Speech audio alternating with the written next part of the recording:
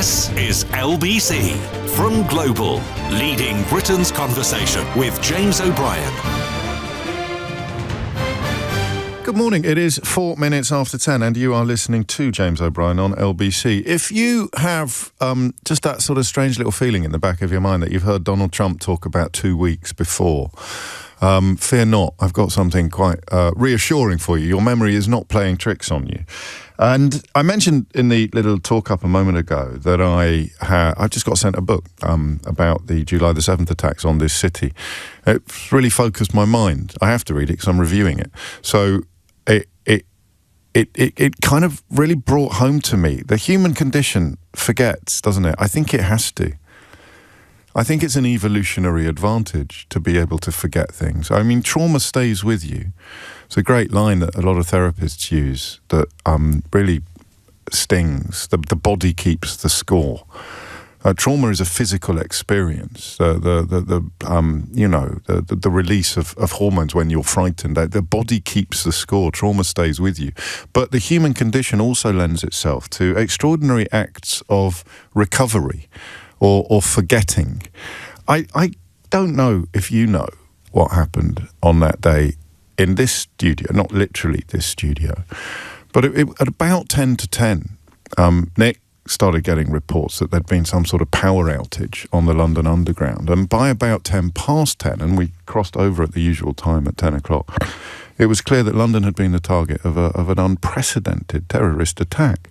The bit that I always remember, and this show was tiny at the time, this show was barely a blip upon the radar of national news coverage, but I remember someone sending me either a message describing it. I don't know that I ever saw the photograph. And it simply said, London is closed, on a motorway gantry, probably the M25 would it be. London is closed, turn on your radio. And the reason I talk about the human condition having the capacity for extraordinary acts of recovery, and when I say forget, I obviously don't mean forget. I don't mean excise entirely from the personal, the individual, or the collective memory. I just mean the way it didn't change the way we live. Within, I don't want to spoil my enjoyment of the new book, but I think the very next day we were talking about the importance of carrying on as normal. It almost sits in contrast to COVID, doesn't it? I mean, two profoundly different threats, but we embraced the end of normality with regard to COVID in almost the equal and opposite way to how we insisted on the continuation of normality then. But the reason why I mention it is simply because the environment at the time was one of shock but not surprise. We kind of knew that consequences of Western, quotes, adventures, and actually scratch adventures, military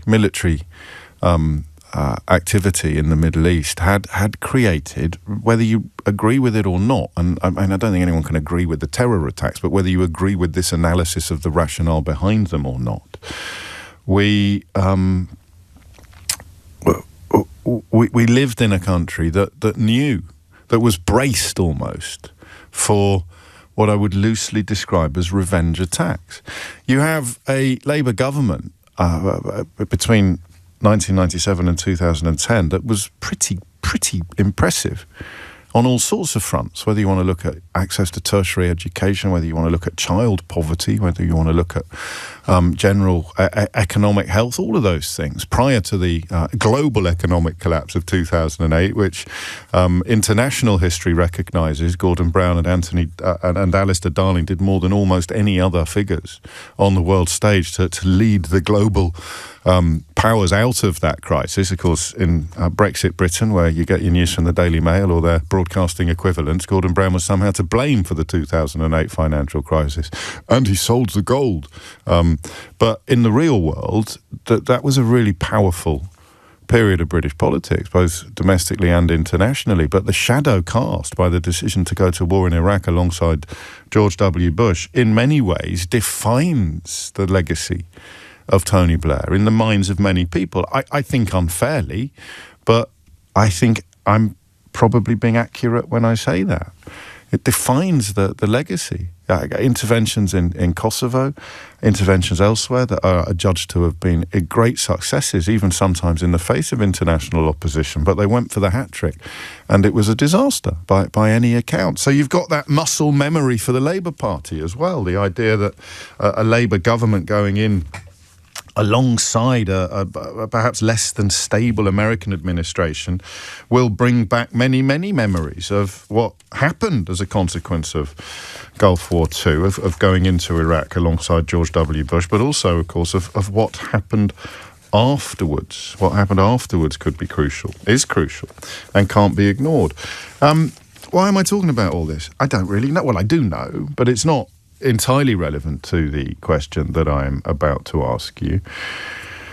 Because what I'm about to ask you is a question about Donald Trump, actually. I wanted to get that context in place because it's really important to remember that when he decides to drop his rock into the pond, whatever it is he decides to do over the course of the next 2 weeks, the ripples will reach places that we don't yet know about. The consequences of what he does are incalculable at the moment. And I'm going to ask you quite a lazy question, by which I mean it's not one that demands a 28-minute introduction or a 3-hour monologue. It's quite a straightforward question, but I think perhaps your answers won't necessarily be super straightforward.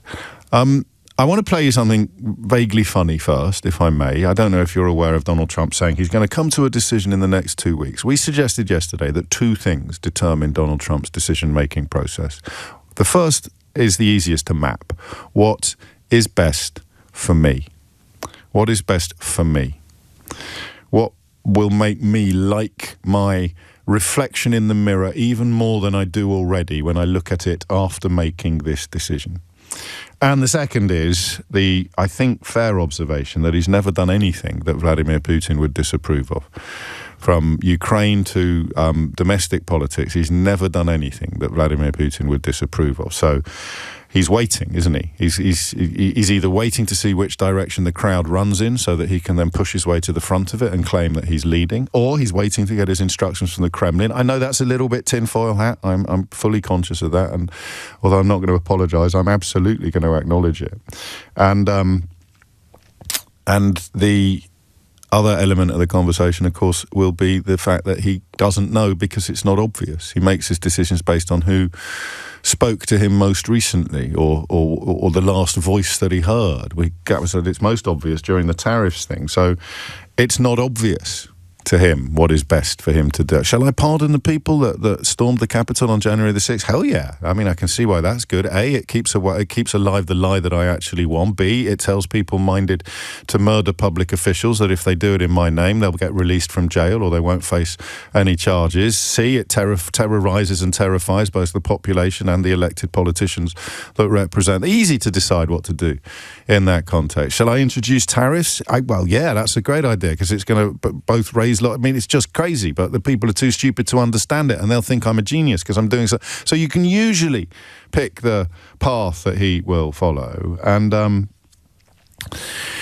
yet this time I don't think you can. So I think he's introduced this 2-week pause because he's got absolutely no idea what to do. And there is some evidence that whenever he has absolutely no idea what to do, in order to appear to the public to be in charge or to be in control, he claims that he's going to make his decision in the course of the next 2 weeks. I would say over the next 2 or 3 weeks that will be phenomenal in terms of tax. Wiretap covers a lot of different things. I think you're going to find some very interesting items coming to the forefront over the next 2 weeks. We'll be reporting back sometime over the next 2 weeks as to NAFTA. I'll be making a big decision on the Paris Accord over the next 2 weeks. What about infrastructure? When is that going to happen? We're going to do infrastructure very quickly. We've got the plan largely completed, and we'll be filing it over the next 2 or 3 weeks. When will you make that decision? Over the next couple of weeks. We're doing very well in the fight against ISIS, as General Mattis has just explained, and we're going to be having a news conference in about 2 weeks to let everybody know how well we're doing. And the mines are starting to open up. We're having a big opening in 2 weeks. We've had tremendous success against ISIS in our fight in the Middle East. We're We're doing very, very well. We're going to be having a news conference in 2 weeks on that fight. Our Secretary of Labor is coming out with a plan in 2 weeks. You're going to have some big news. I think we're going to have some of the big drug companies in 2 weeks. We are coming out with that plan in 2 weeks. We are coming out with so many health care plans. And women, unemployment recently reached the 65-year low. We think that's probably the lowest ever.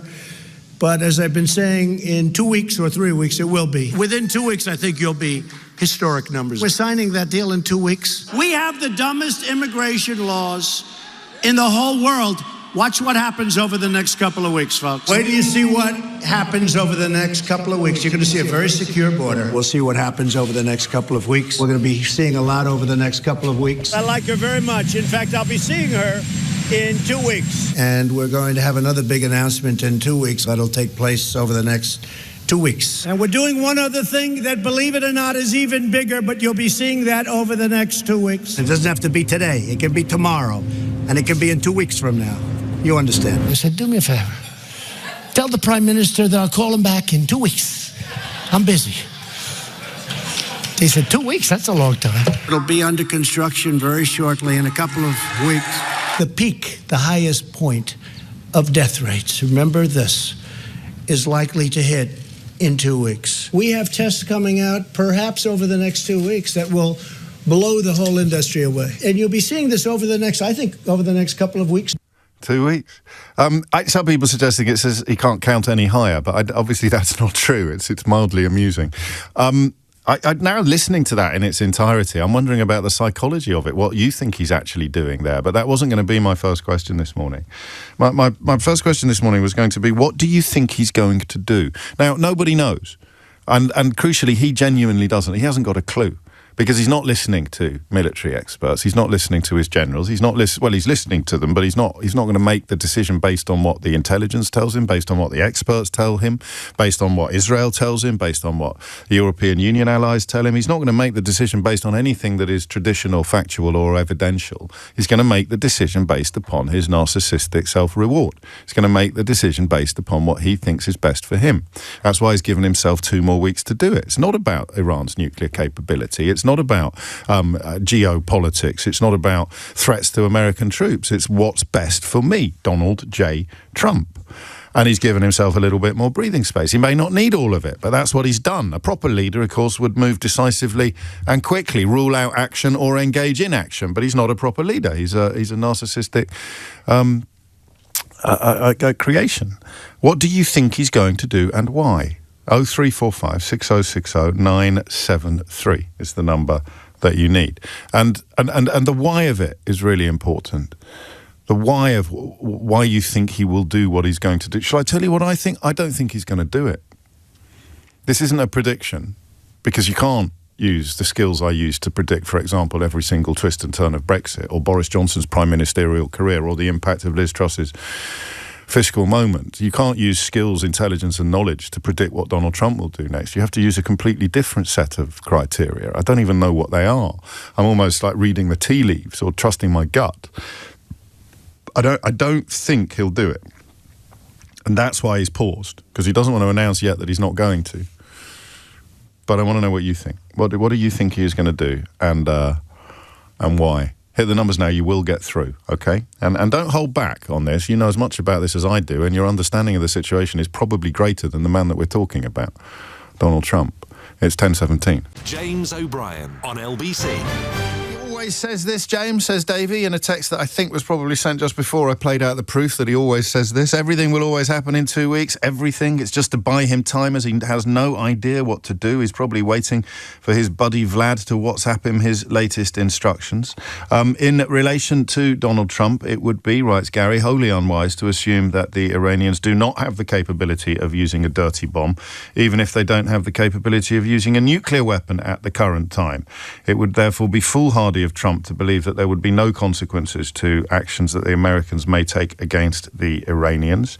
Matt speaks for many of us when he says he's stalling. Something else will come along in the meantime. It's the sort of Mr. McCorber school of war. Something will come up. And Simon writes it's going to be entirely based on whether or not he thinks he can do it without causing a split in the MAGA base, trying to avoid the Tucker Cruz, as in Tucker Carlson, Ted Cruz debate, dismantling their control over the Republican Party, which is a slightly more sophisticated way of saying he's going to wait to see what's best for him. And whether you love them or loathe them, politicians in the past who have undertaken military engagement that wasn't necessarily very popular domestically have displayed what you would have to call principle or backbone.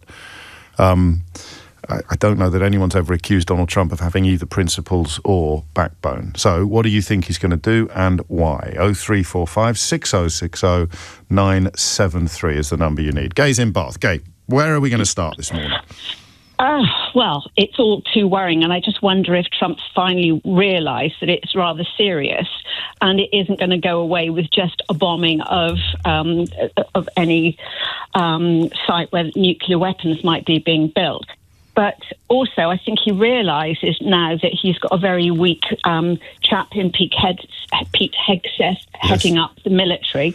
And also, it looks like he's already been sidelined, as is Tulsi Gabbard, who is the intelligence person. God, I think a pause. Should we just pause for a moment to reflect upon those two appointments? And I mean, not laugh, because we could be upon the brink of some sort of hideous international military situation. We're not even on the brink of it, but if America gets involved, everything gets bigger and worse. But he appoints people who are absolutely appalling, because the only way in which he can sustain power is to surround himself with complete incompetence. But then suddenly they matter, their job matters. And you're right, he's got this Fox News host in the Defense Department and this Kremlin apologist in the Intelligence Department. It's extraordinary. And if you think of the parade he had on Saturday, that organised by Hegseth, it wasn't exactly a success. It wasn't North Korea or China or even Red Square. No, it was. It reminded me of Kidderminster Carnival in about 1978. Without the catch 'em quick cops. Yeah, exactly that. When Mum dressed me up as a lion using old zippers to make me a mane. So what's he going to do? Well, I suppose not doing anything is going to save lives. I wish I knew. I hate looking at Benjamin Netanyahu, and I could say some pretty horrible things which aren't very, Yes, of course. I mean, there's plenty of people saying horrible things about Benjamin Netanyahu. A borderless narcissist is what one Knesset member called him yesterday. They're trying to stay out of prison, aren't they? Yes, of course. Okay, so that's, I don't know what that is. It's an abstention, I think, Gay, almost, and that's kind of the point, but I need to push people a little harder than that. I remember, I'm saying I don't think he will join in on this one, but I'm also saying this doesn't go on my great list of predictions, which I can make based upon understanding things, and I often understand things thanks to your help, but on this one, I don't think there's anything to understand. Any amateur or professional psychologists who want to have a crack at the 2-week thing, why does he always give himself 2 weeks? I suppose, look, if Iran were to succeed in inflicting some serious damage on Israel, that would probably make his decision a lot easier. Yesterday's reports focused upon the bombardment of a hospital that thankfully didn't leave anybody dead, although it prompted the Israeli administration to announce that the Iranian leader had to cease to exist as a consequence of that attack. There are estimated to be 24 Israeli civilians killed so far during the conflict with Iran. Washington-based human rights activists have put the Iranian civilian death toll at 263. I'll tell you later this hour how Benjamin Netanyahu has sought to convince the Israeli people that their suffering is his suffering, but I'm not sure you'll believe me when I tell you the example that he chose. That's not a big enough justification for America to get involved. If, God forbid, Iran were to successfully evade the Iron Dome, were to inflict serious damage upon Israel, were to kill a significant number of Israeli civilians, maybe Trump's job would become easier, which puts us in the ridiculous situation of thinking that what Netanyahu wants to happen becomes more likely to happen if more Israelis die. And you will remember, because I remind you on an almost daily basis at the moment, that this is a corner of the media where no life is worth more than another. Where if you value each human life equally, then you can't ignore the statistical evidence that 263 Iranians have been killed, tragically and heartbreakingly, and 24 Israeli civilians have been killed, tragically and heartbreakingly. Would you trust Donald Trump to ensure that those figures stay low? Yes, if he thinks it's best for him. It's the thing about the narcissistic lens.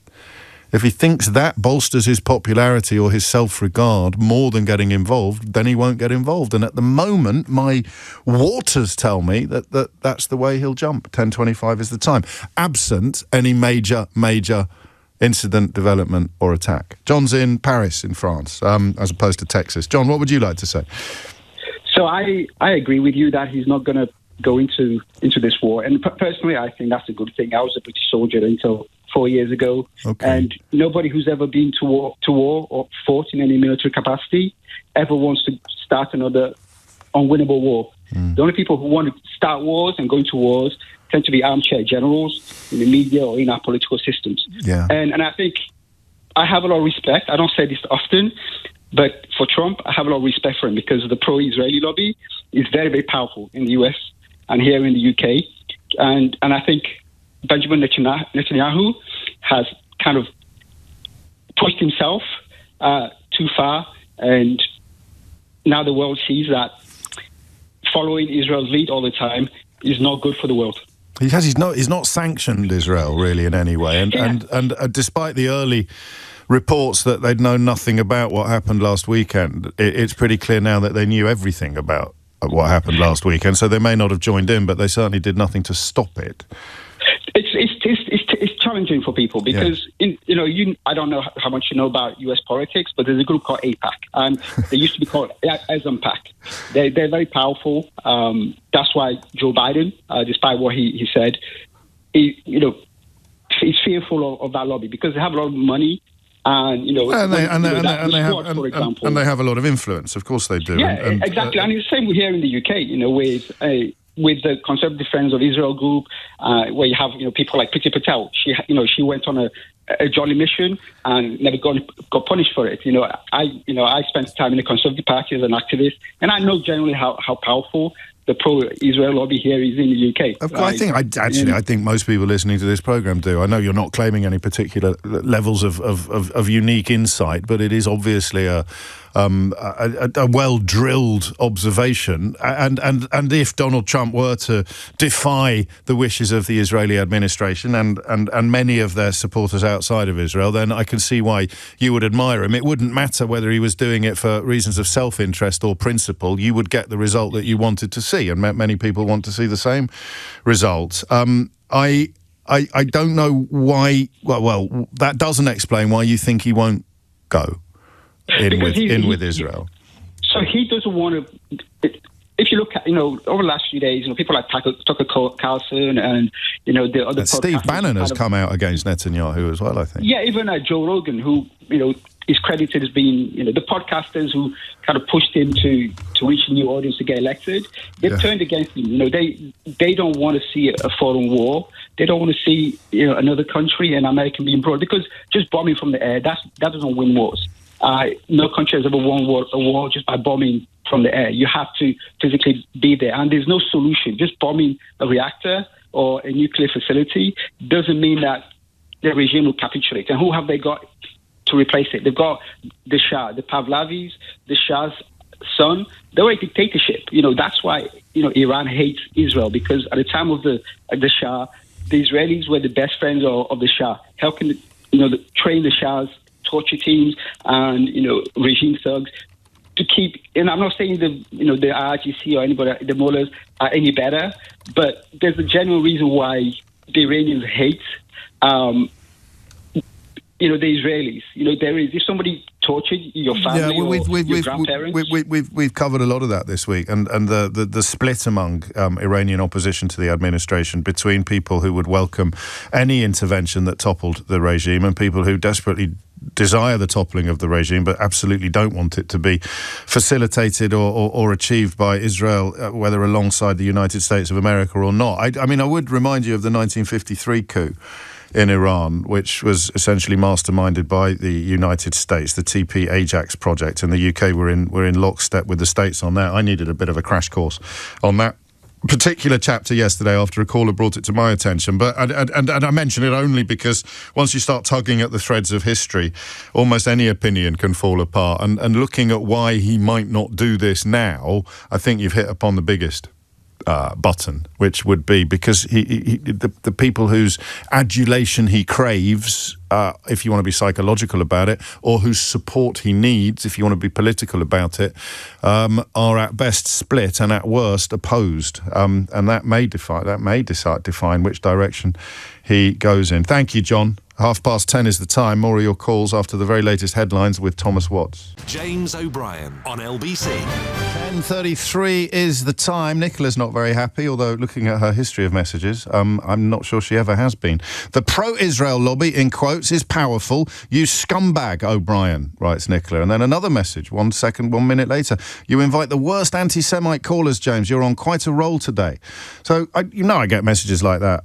I used to get them quite often. They're a bit few and far between these days, and often when you click on the history button, it turns out that they're all from the same person. So I thought, what's she so upset about now? And it was possibly John in Paris, the former British soldier, describing AIPAC, the lobbying group in America that is very much representative of Israeli interests. So, just for Nicola's benefit, not yours, because I'm sure you're better informed. Just a quick word from their own website. We're the largest pro-Israel PAC in America. We stand with those who stand with Israel. The AIPAC PAC is a bipartisan pro-Israel political action committee. It is the largest pro-Israel political action committee in America and contributed more resources directly to candidates than any other political action committee. 98% of AIPAC-backed candidates won their general elections in 2022. Or we encourage the US government to enact specific policies that create a strong, enduring and mutually beneficial relationship with our ally Israel. And just in terms of numbers or size, if you object to John describing it as powerful, and there's nothing wrong with any of this. This is absolutely how democracies work. But quite how you'd object to someone describing it as powerful is an illustration perhaps of how boiled your own brains are. We are more than 5 million pro-Israel Americans from every congressional district who are working to strengthen bipartisan support for the US-Israel relationship. And John's point was, of course, that Joe Biden was well aware of their influence, and Donald Trump appears to be minded to ignore it or to resist it. So keep sending the messages, Nicola, but also perhaps start engaging brain before engaging trigger finger. 10:35 is the time. Let's go back to Cairo. Hafsa spoke to us from there on Monday, but her contributions are always so perspicacious that I'm keen to hear what you have to say today, Hafsa. Thank you so much, James. It's great to talk to you again. Basically, I think we're in a push-pull of various factors for the Trump administration. Mainly the two main voices in the administration, General Kurilla, who is very pro-Israel and pushing for action against Iran, and the more diplomatically minded Steve Witkoff, who's had Trump's ear for majority of the last 5-6 months and is seeking maybe a more diplomatic negotiation. My personal view is that ultimately the driving force that will force Trump, not what force or otherwise is a relative term, but that will see Trump enter the war is the bigger question of how do you put Israel back in the box? They've called for regime change. They cannot do it alone. They cannot sustain this war path on their own for the next even 2-3 weeks with the number of interceptors required, the cost of the war daily, etc. They cannot do it without the US.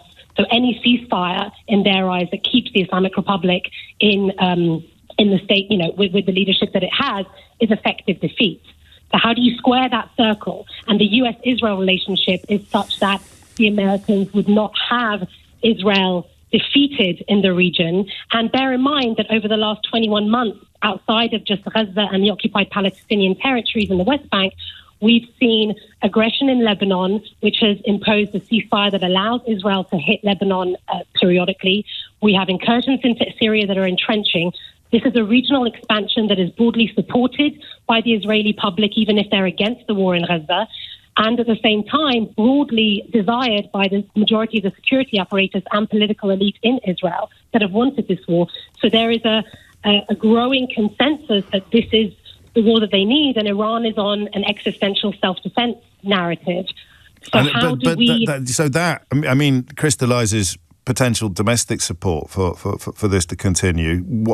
How do you explain the 2-week pause then? Because Trump's getting it from all angles. You know, he's got people like Bannon and Witkoff. I don't think is going to be involved in the talks, is he, this week? So that possibly speaks to your. So I'm setting you up in opposition to John in Paris, who was equally well informed and persuaded to the opposite conclusion. The Witkoff absence from the talks probably supports your position. So where does the 2-week pause fit into this? That things will escalate sufficiently so that Trump can join in and try his best to make it look like Iran's fault, that Iran forced his hand, that he has no choice but to do this, to stand by an ally?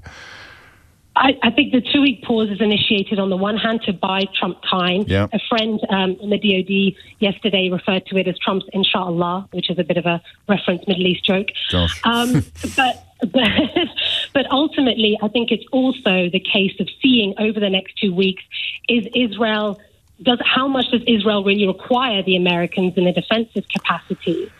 And how can it withstand or sustain current war footing? Because the bigger fear with this playing out is ultimately, if the US enters this war offensively, the Iranians have been unequivocal that they must respond. Yeah. Where are they most likely to respond? It's going to be against US military assets in the region, primarily Iraq. Now, we have the largest deployment since the Gaza war began under Biden of US troops to the region, mainly in Jordan. We have aircraft carriers in the region, but we have set up military bases across the Gulf and Iraq.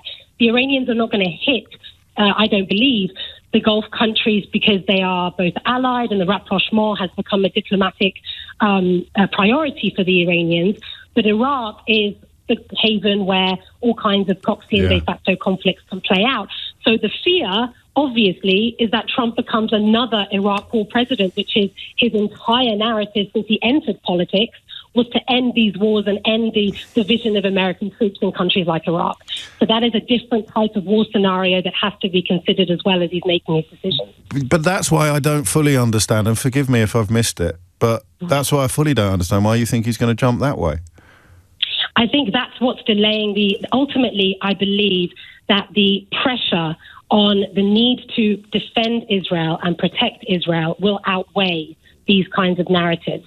The delay is coming from all these, in my opinion, the delay is coming from all these different considerations that are being thrown. So he wants to do it, but he doesn't think he can. He doesn't think he can do it yet. And if the situation escalates, he thinks the voices opposing him will quieten.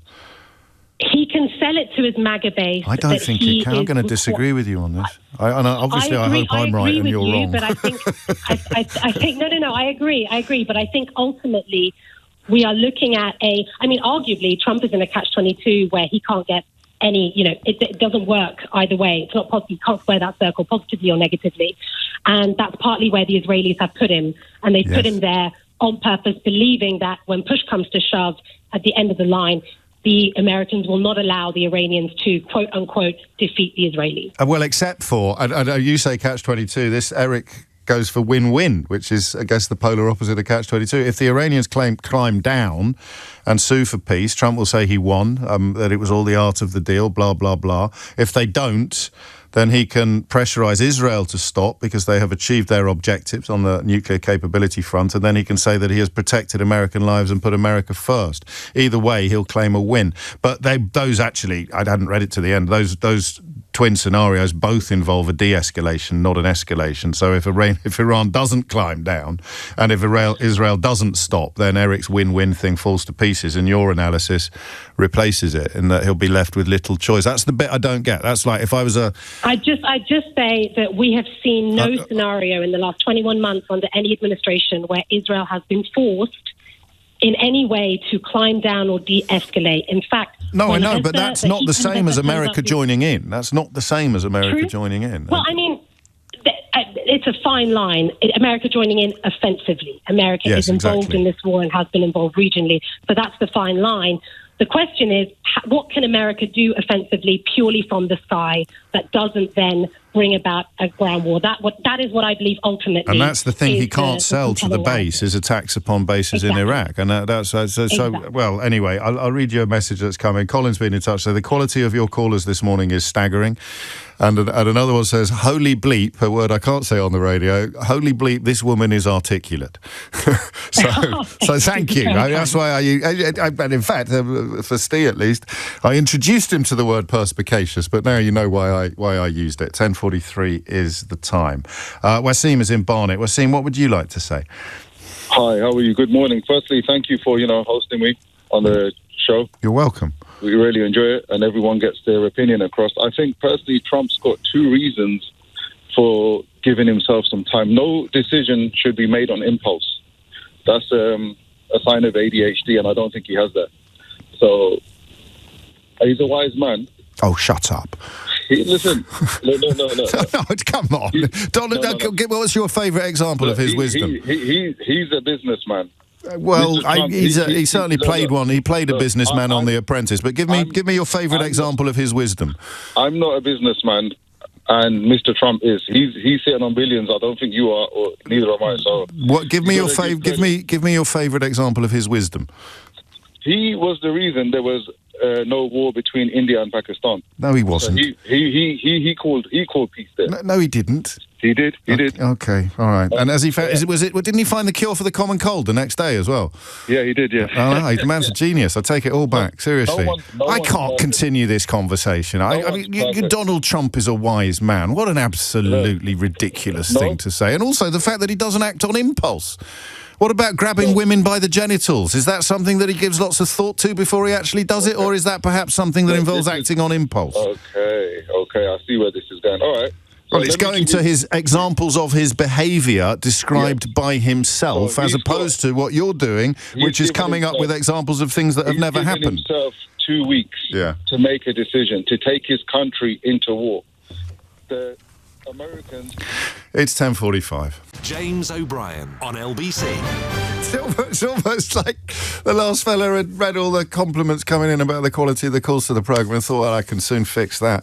And he nearly did. Tony is in Fareham to steer us back to the question of what we think Trump will do and why, which is, of course, impossible to answer. But also, I mean, you're more than welcome between now and 11 o'clock to talk to me about this 2-week tactic. Is it just a touch of the Johnsons? Is it just saying whatever you need to say to get through the next news cycle, and then by the time events overtake you, everyone's forgotten what you said yesterday or a week ago or a few... I do not know, but there's some interesting theories coming in on what it is that he is trying to do with the 2-week comment. He likes the vague costuming of war, writes Emma, only because he likes the idea of being the benevolent peacemaker, the one to whom people will be worshipfully thanking when he extends the shadow of his powerful hand over all these lesser countries which, of course, he's described using words Ofcom doesn't let me use on this programme. The problem is that requires hard work, and that's not something he's capable of doing.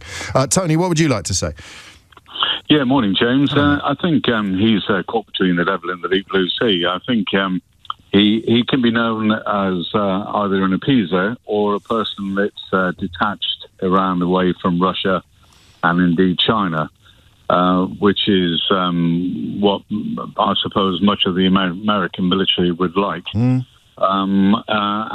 also, I think he's probably going to be under pressure from President Xi, really, because Xi gets most of his oil from Iran, or 90%, I think, of his oil from Iran. So I think at the end of the day, it all depends on the casualty rate in Israel, really. That's brutal, isn't it? Because that means, in a way, that people who want the United States to intervene more meaningfully are in the hideous position of recognising that what they want involves more casualties in Israel. Yes, I think you're absolutely right, and I think that's going to be the overriding factor. I think the 2-week period, and I had to laugh at your analysis of the 2 weeks. 2 weeks. It wasn't mine. Someone else put that together. But goodness me, yeah, no, it's fantastic. Yeah, but I think he's opened his mouth and just about called for regime change, which I don't think any American president should be doing. I think he's opened his mouth, and now he's realised that he hasn't got the team behind him to. This is where the narcissistic nature. I probably need a better word than that, but it's to do something obvious and easy and claim that you're a genius is what he does. You could go bankrupt 5 times and you've still got people in the country who think that you're a business genius. But to do something obvious and easy and claim that it's a mark of your brilliant negotiating skills, and there's nothing obvious and easy here. There's no obvious and easy choice. Yes, absolutely. And what is also missing is what happens if it all goes pear-shaped, and what happens if it all goes well, as the Americans found in Iraq when it goes pear-shaped. There is no strategy as to what happens. There's no outcome. There's no perceived outcome. What happens if this happens? What happens if that happens? And that, I think, if we learned anything from Iraq, that, as you say, would be the lesson that you'd hope Western powers learned. I think the public have learned it. I think the public were probably successfully primed for that intervention, despite those extraordinary marches of millions of people on the streets of the United Kingdom objecting to that intervention. Many people were persuaded by the 45-minute warning, by the dossier that later became known as the dodgy dossier, by the track record of Tony Blair and Alistair Campbell. But I think, to paraphrase Pete Townsend, they won't be fooled again. 10:51 is the time. Thank you, Tony. On the question of Netanyahu, his intervention yesterday was breathtaking in a way. He spoke directly to the Israeli public in a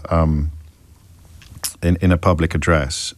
He kind of compared himself to Churchill. He said, "It really reminds me of the British people during the Blitz. We are going through a Blitz." Referring to the Nazi bombing of Britain, which left 43,000 civilians dead. At the moment, the death toll in this part of the world is 24 Israelis and 263 Iranians. So if Israel is going through a blitz, then Iran is going through a blitz to the times 10. Just a statistical observation. And this bit here really speaks of someone who's slightly detached from reality. Each of us bears a personal cost, and my family has not been exempt, he said, at which point many people leaned in towards their television screens thinking that perhaps he was going to share very poignant detail of a family casualty or someone close to him who'd been caught up in the crossfire. And he said, "This is the second time that my son Avner has cancelled a wedding due to missile threats.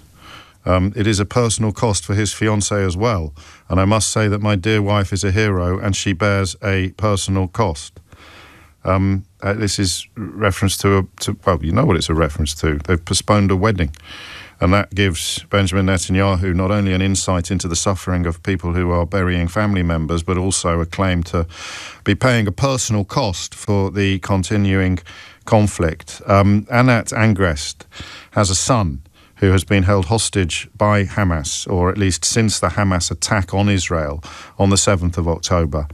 And Anat Angrest is, I would suggest to you, a master of understatement, because he commented immediately afterwards that the suffering, quotes, "didn't go unnoticed by my family either," end quotes. And a Knesset member for the Democrats, Gilad Kariv, said, "I know many families who were not forced to postpone a wedding, but who will now never celebrate the weddings that were once meant to take place." The doctors who leave home for night shifts are the heroes. The teachers who keep our children together on Zoom and phone calls are the heroes, he said, referencing Netanyahu's claim that his wife was a hero of the hour somehow. 10:54 is the time. Raj is in Manchester. Raj, what would you like to say? Hi there, James. I'm going to say, first of all, we're going to get our violins out for Netanyahu's wife. Yes, I think we can all agree. It's finally something we can all agree on. They are the real victims here. Carry on, Raj. I was going to say, I think on a more practical basis, I think this is a bit of a distraction back to this 2-week thing. I honestly think that because if they go and bomb this place where these enrichment is going on, you don't know what potential fallout of that going to be with the radioactive stuff. So I think, and I think the Israelis, they know exactly what the score is. They know exactly what to do with this position. I think they'll get some commandos, maybe backed up by the US, and they'll go directly into that area and dismantle it from the inside, as opposed to trying to bomb the bomb it. And what does that do? What does that do? So that lets Trump stay out of it then? Well, in some capacity, but also he might. But you don't know what the radioactive fallout could be if they just go and blow it up. No, well, none of us do. I actually had a nuclear scientist in the studio earlier this week. I tried to ask him these questions, but between you and me, I wasn't sure I was qualified to understand his answers, and he had a magnificent ability to communicate. I remember. I was listening to him. He spoke with massive clarity, but we didn't really get to the bottom of how dangerous it is to try to attack a nuclear facility from the outside. But I was going to say, the biggest thing for me on this one is going to be, unlike Iraq, unlike Libya, unlike Syria, where the West have been involved and caused a bit of a mess, the Israelis, they will not let this become a mess. They will make sure that whoever comes in charge after this regime will be a pro-Israel friendly leadership. Like. I don't know what that looks like, really. No, I don't know. Well, they're talking about the Shah, the Shah's son or something. Who is? Well, the West Star. I'm not. A lot of the Iranians that I speak to here in Manchester, they say that there's this person that they will rally behind to be the new sort of... But they are most likely people who have fled Iran around the time of the Islamic revolution, precisely because of their proximity to the old regime. So I'm not sure either of us I've probably got a slightly better crack of the whip than you have, because I can throw open my phone lines to everybody in the world, whereas we are both going to be slightly confined to people who are almost, I mean, either children of or actual exiles, and that puts a different complexion on things. I'm not sure... The sort of king across the water, the Bonnie Prince Charlie figure, is particularly likely to assume the reins of power. But then who knows? Who knows? The question of why Trump is doing what he's doing is probably the most obvious, actually. As with Occam's razor, it is probably the most obvious answer there is. He hasn't got a clue what to do, so he's bought himself a little bit more time in the hope that events will make the obvious and easy path but clear, in that terrible things will happen, which make it easy for him to decide what he's going to do next. 2 weeks is obviously a distancing tactic, but quite a subtle grift. So you comfort the base with this notion of change being just around the corner, but their own attention spans, writes Emma, are short enough that 2 weeks is long enough to rinse the news cycles. And that's where I suggested a moment ago there could be a touch of the Boris Johnsons. There's a figure of speech I'm never going to use again. My apologies to everybody. Peter is in Malta. Peter, what would you like to say? Hello, James. Hello, Peter. We have spoken before. I was the bloke that kept calling you captain. We're going to run out of time. Give me the juice of what you've rang in about today. So the reason why I rang in is you're missing the point. Oh, not again. Yeah, because he wants the Nobel Peace Prize. Trump wants a Nobel Peace Prize. That's what he wants. No, we know he's consumed by envy of Barack Obama, who probably didn't deserve one either, but he got one, so Trump wants one too. He wants that to be his legacy, and so what he's doing is he's sitting back because he's got no clue what to do, and he's just going, right, I'll see how it pans out and hope the Israelis solve the problem, and I'll claim it for my own. That's it, mate. There's no other political reason for it, right?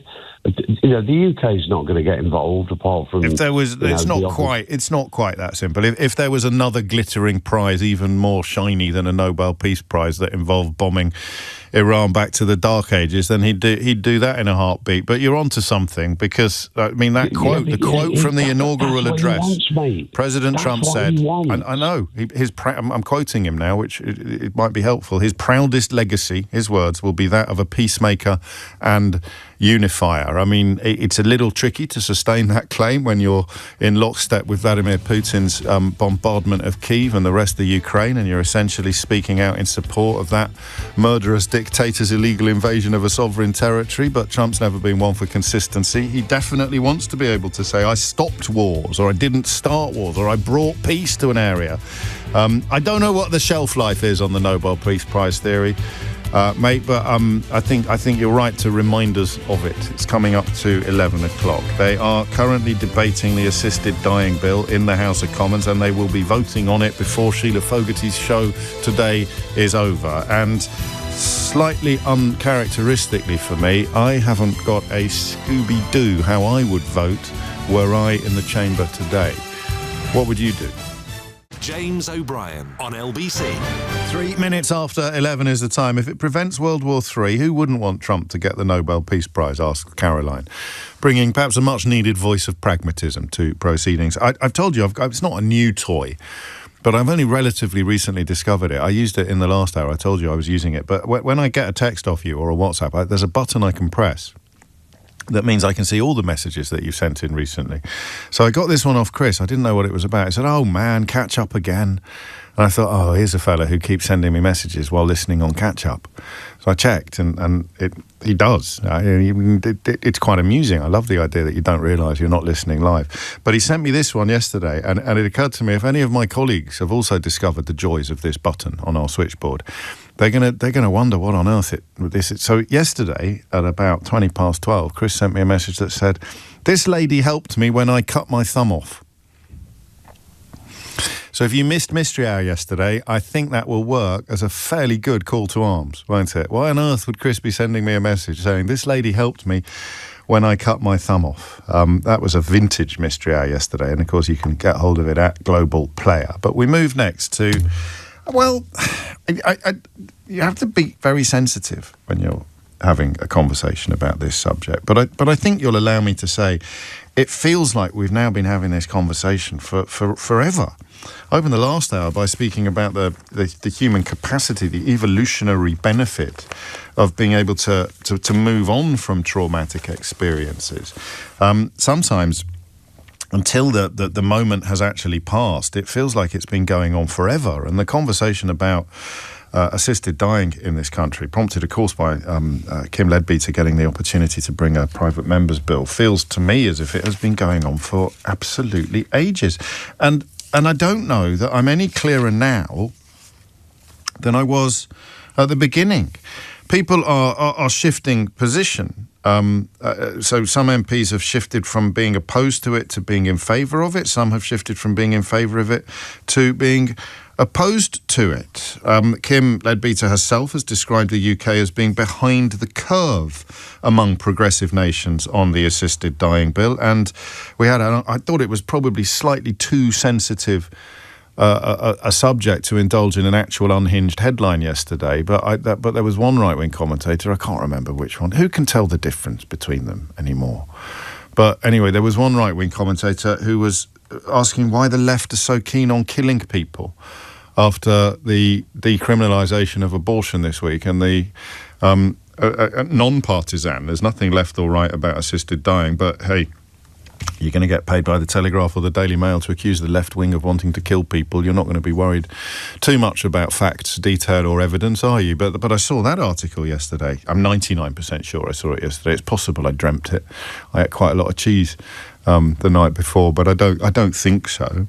Opponents believe the bill will not sufficiently protect those with mental illness or disability or adequately guard against coercion. So it is exactly where it was when it started. In principle, and let us not forget, I don't know why I've suddenly gone all Winston Churchill, let us not forget, don't forget that the people in those categories, or the people most concerned about those categories, will be the people who've been paying the most attention. So although this phone-in is probably going to kick off with me admitting a level of ignorance by which I'm a little bit embarrassed, it is a level of ignorance I need to admit to in order to encourage people who are not ignorant about these issues to ring into the programme and enlighten the rest of us. Because since it started, this debate has seemed to me to be largely about a widespread belief that assisted dying is a good thing and currently far too difficult to do because you've got to go to Switzerland, but also about fears that any legislation needs to be absolutely watertight when it comes to one of two or three things. Creating an environment in which people with disabilities feel more minded to end their own lives because society doesn't want them, not properly recognising the fluidity of some mental illness whereby somebody may want to end their life on Friday, but by Monday they have changed their mind. That's not to make light of suicidal tendencies or mental health. It's simply to acknowledge that even a poorly mind can be changed. And finally, the idea, and this is the thing, ever since we started talking about this, the thing that haunts me most is a voice I've never heard, but one that says, I don't want to be a burden, or I feel like a burden. And the way in which perhaps, and I don't think it's notional or unduly implausible, that somebody old could persuade themselves, if they were costing their family a lot of money, could persuade themselves that the family would be better off without them. And then, of course, you've got the worst of all possible scenarios, which is when a family is trying to persuade a vulnerable old person that they would indeed be better off without them. And I'm afraid, you know, I know I talk about naivety too much on the programme. I clocked that yesterday, but I am very naive sometimes when it comes to just how unpleasant people can be, even about their own family members. And you don't need me to tell you that there are some awful people out there who would much rather have their mum's money than their mum around for another few years. And if mum is draining the legacy by with care home fees or medical fees or whatever else it may be, then mum becomes even more of a, quotes, burden, end quotes. Of all the words in this debate, I think the one I hate the most is burden, because it is simultaneously repellent and credible, isn't it? It's simultaneously horrible thoughts to have. And part of the reason why they're so horrible is because we find them so plausible. We find them so credible. So, I have not been paying as much attention to this as I could have done. I'm not going to say should, because everybody has a finite amount of bandwidth, and you know, I will stand by my record on effort I put into understanding the subjects that we discussed together. I haven't properly followed the ebb and flow of adjustment and amendment. Some of them are currently being voted on now. They're debating the third reading ahead of the final vote. Kemi Badenoch has urged all her MPs to oppose it. Dan Carden, a Labour MP, has said he will be voting against the bill, having previously been in favour of it. Most of the objection seems to be on the grounds of sufficient protection for those with mental illness, with disability, or with concerns about coercion kicking into it. The Royal College of Psychiatrists and disability activists will be protesting outside Parliament today on both of those grounds. And yet Kim Leadbeater is clearly correct when she reminds us that with no legislation in place in this field, we lag behind other progressive countries. I want you to tell me what you would do, and crucially why you would do it in the vote now. In the vote at 2:30 today. I just want you to tell me how you would vote and why. And listen, I'm not going to talk about the quality of my callers, because I did that in the last hour, and then we got a right old wombat ring in it. Do you know that wombats' poo is square? I discovered that yesterday on Mystery Hour. I was reminded of that yesterday. Stop plugging Mystery Hour. I'm trying to get a phone in going this hour. But of course there'll be plenty of people who've got plenty to say about this without my encouragement. All I want to do is just cautiously suggest that it might be more helpful to people listening who aren't going to ring in if we confine the conversation to people who know more about this than I do, people who've been paying better attention than I have been paying. But regardless, if I was in the House of Commons, and I'd listen, I'm not beating myself up unduly, I would have been paying at least as much attention as many MPs.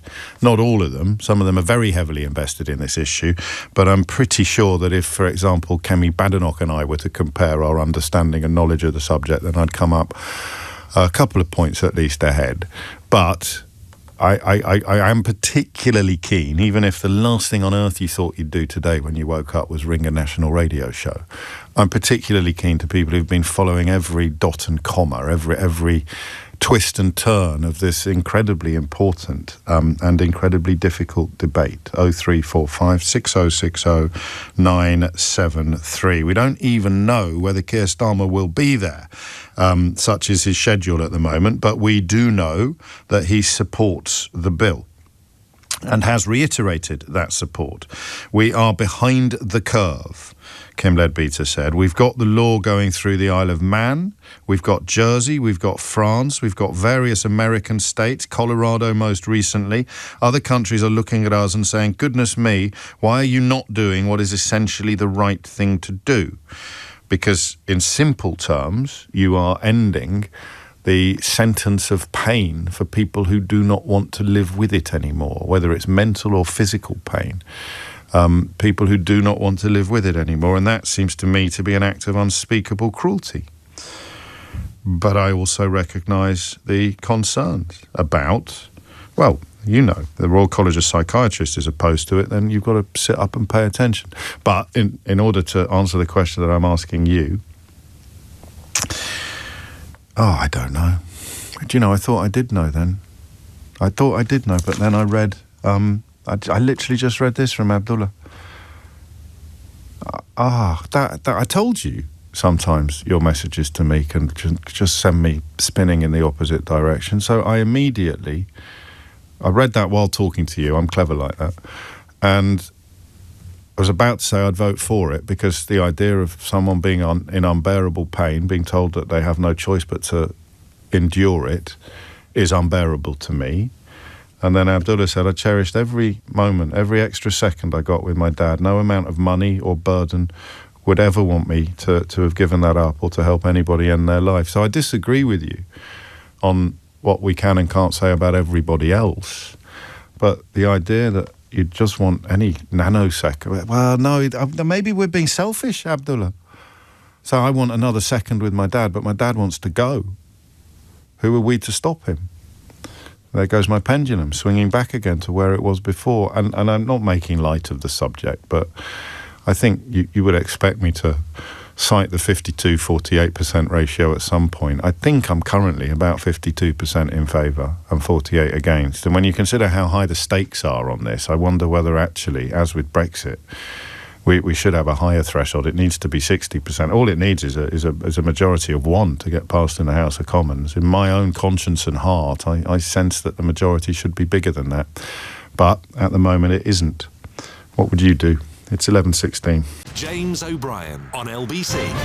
17 minutes after 11 is the time, and I don't know what the defining factor will be for you. I'm not even sure what it is for me, but Alan's pretty clear on what his is. I realise now that I have giant misgivings, he writes, regarding the mental health aspect of this. I would have checked out on many occasions. I was locked up for months on end, sectioned, removed from society for my own safety. Today, I barely recognise my distant shadow. Sadly, writes Anthony, I would vote against, and I'd hope that there are some doctors out there who take the risk of prison to relieve the very worst cases from their suffering, which is what I think we've probably done for centuries. And Lynn points out the left doesn't want to kill people, it wants to prevent suffering. I don't like the left-right breakdown on this, oddly. I mean, the right wing are in favour of killing criminals who don't want to die, quite often. Whereas I don't think it's a left-right issue, is it, assisted dying? Just because Kemi Badenoch's, there is no whip, but she's told her MPs to vote against it. I think Keir Starmer has made his own support clear, but also reiterated that it's an entirely free vote. I don't know where the left-right breakdown comes in on this. Do you find that? Say it's a left-wing issue or a right-wing issue. It's usually unfair on right-wing people, that. It's usually unfair on people who might be fiscally right-wing to lump them in with the sort of hang 'em and flog 'em brigade on social matters. But I don't know that everything can be viewed from a polarity in that way. And I don't understand why this one gets chalked up as left-wing or right-wing. But hey-ho, what do I know? Peter's in Windsor. Peter, what would you like to say? Hello there. Yeah, good morning. First time. I think I would vote for the assisted dying bill. The reason being, both my parents passed away in cancer. My mother lasted 18 months and deteriorated in the last 6 months. Yeah. And my father only lasted 3 months. He was a paratrooper in the Second World War, so he's quite a large, stocky man. And within the last few weeks, I could pick him up with one arm and put him on a commode.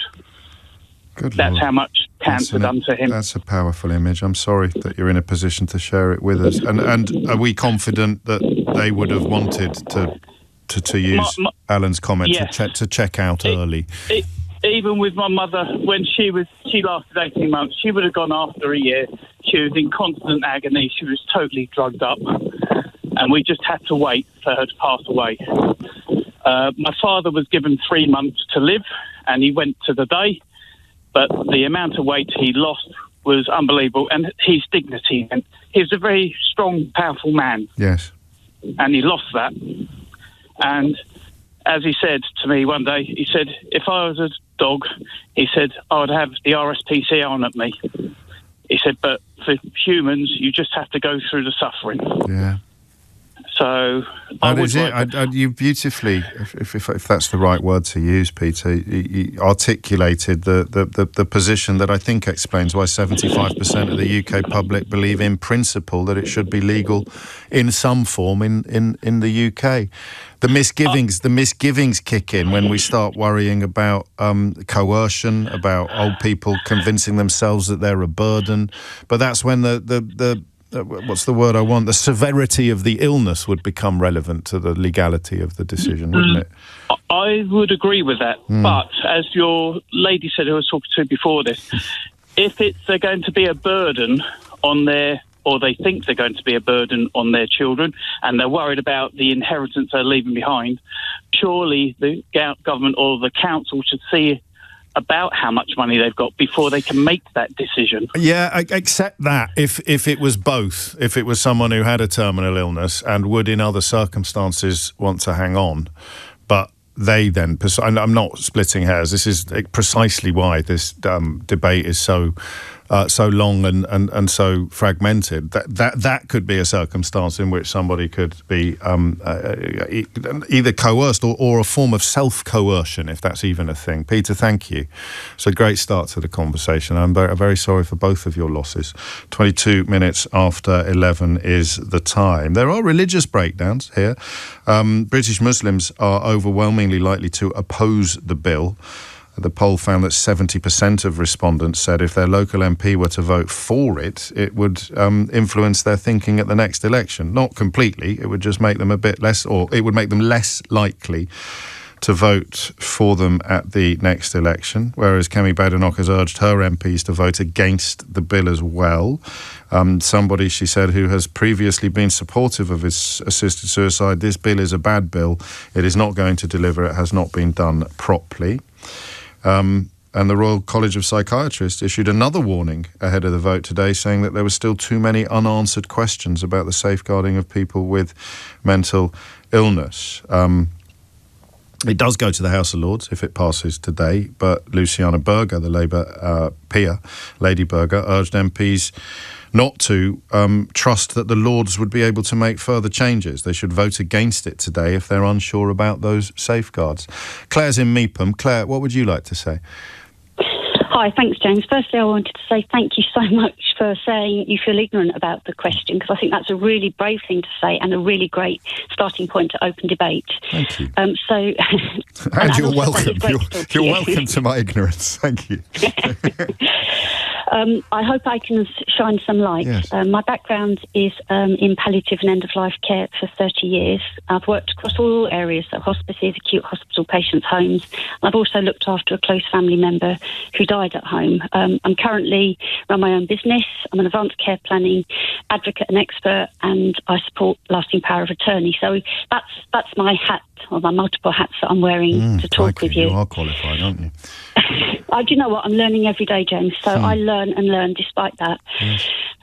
In response to your question, what would you do and why? I would vote against it because I think the majority of the debate, and it's difficult to say, but I'm trying to say this really respectfully, is based on woeful ignorance of the people who are debating it and talking about it. I've got 6 examples written down, but I can trim them for your show. I don't want to take too much time. Take your time.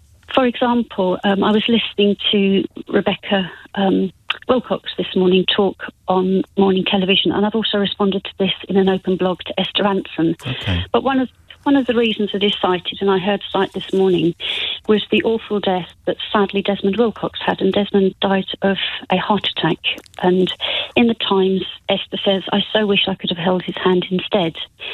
my goodness, we'd all say that, wouldn't we? We would want that good death and the holding hand of the person. I'm just going to remind you that neither of them are here, so you need to be 100% sure that you're correctly remembering what you've heard, and also be mindful of the fact that they're not going to be able to respond to anything. Absolutely.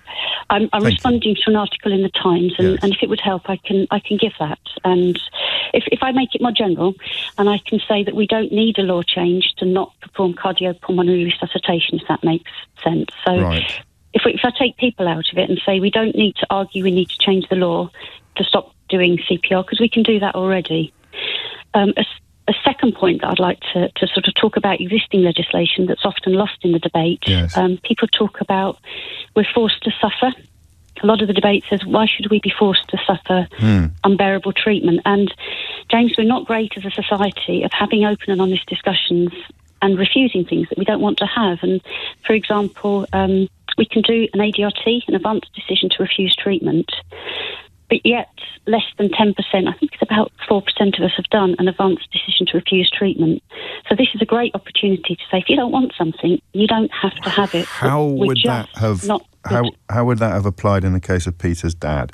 And that's me asking out of curiosity, not in any attempt at a gotcha. So Peter's dad, terminal cancer, three-month prognosis, former paratrooper, hated the diminishment of his physical capabilities, and Peter, you could tell, still very traumatised by his dad's loss of dignity. How could things have gone differently for him? Okay, and firstly, it's so hard to talk about exact examples, isn't it? And it's so personal. Well, I mean, it's a broad. There's lots of people getting in touch saying they had very, very similar experiences. We're commemorating my friend Andy Taylor this weekend. A lot of my pals are cycling from London to Brighton, and I remember when he was dying, it was almost unbearable. But how did people dying of cancer fit into what you've just described? Okay. So can I pick up on one of the words you talked about? I think you said dignity. You might have said control, but I may have put that in your mouth. They both work. Somebody doesn't want to be here. They're dying in unmeasurable pain of cancer. And what can we do under the current legislation to speed their departure? So under current legislation, we cannot speed their departure. Right. Okay, so that is. But that's what they that's what they really want. So to come back to the question is, why do they want their departure speeded? So and one of the examples you gave was pain. That's not they really do. They definitely do. The question isn't why. The question is, why can't we help them? Why don't you think they should be helped? The reason at the moment is because society isn't adequately providing pain control. Okay. Our society isn't. So when you say somebody has horrendous pain, that is unacceptable, James. That is wholly, as a society, unacceptable. But having a terminal illness would drive you to poverty. And we know from the Better End of Life report that being in the poorer part of it, so having a terminal illness will drive you to poverty, and being in poverty, you will have a worse symptom burden. So those people... So we're not looking after terminally ill people as well as we could. Not. And until we are, it's not the time to have this debate. That is my standpoint. So I'm not... I get the Peter's argument. I get it wholeheartedly. But my concern is that we're not currently adequate, and it's really hard for me to say that as a professional, palliative care. We're not doing it well enough. I'm sure you do your best, but it doesn't mean society is doing its best. We're not. Okay. We're not doing our best. So until we are doing our best for absolutely everybody, until we understand advanced care planning, until we put in place for everybody who wants to advanced decisions to refuse treatment, until we have open and honest conversations, I don't believe as a society we're ready to do assisted dying. You don't think we are in that space? We haven't got there yet, and the bill hasn't opened up those conversations in the way that we might have hoped it could and would. Correct. There's plenty of evidence to back that up. There's plenty of evidence, and we know how many people have got plans in place, and we know. I actually run a podcast, and it's very difficult for people to refuse treatment, which sounds bizarre. So I've got a lot of podcasts, and I have examples of people refusing treatment because they didn't want it, and we're not great. Who's your podcast aimed at? I'm not a good businesswoman because I aim broadly at everybody. So my podcast is aimed at healthcare professionals and members of the society, all of us. Okay, what's it called? All of us. It's called Conversations About Advanced Care Planning with Claire Fuller. So not a catchy title. No, but it does exactly what it says on the tin, Claire. Am I right? Does. Well, that's all any of us. That's all any of us can aim to do. Your concern shines out of you. Doesn't mean everybody listening has to agree with you, although few of them will be as qualified as you are to comment on this. There will be people as qualified as you who don't agree with you, but your concern shines out of you, and that sometimes worries me, because it's the best available system of government, this kind of democracy, but there will be people voting today whose knowledge and whose concern is nowhere near yours. So thank you. Thomas Watts is here now with your headlines. James O'Brien on LBC. It is 11:33. There is a new documentary, I don't know whether you're aware of it, covering the Grenfell tragedy. It has been reviewed in superlative terms.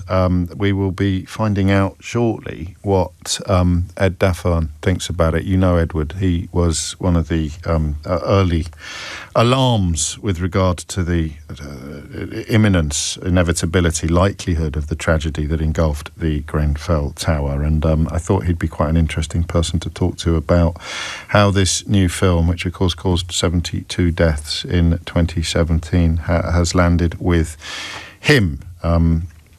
So that will happen in about 12 minutes' time. And then in the final hour of the programme, we will be talking to Colin McFarlane. If you don't recognise the name, you'd certainly recognise the face. Colin is one of the one of our finest actors, and he's heavily involved in the Windrush campaign, specifically at the moment the Justice for Windrush, the encouragement to people who are entitled to compensation for having essentially been criminalised for the contents of their passport. Will be talking to us about what this charity, Justice for Windrush, is doing and why the work is so urgent. 83 individuals wrongly deported. 53 people have died while waiting for justice. Colin's also a pal of mine and a really top bloke, so I'm looking forward to inviting him into the studio as well. 11:34 is the time. The conversation that we are having is about the assisted dying bill. There's an odd element to it. I think if you were to boil it down, it's a conflict between theory and practice, isn't it?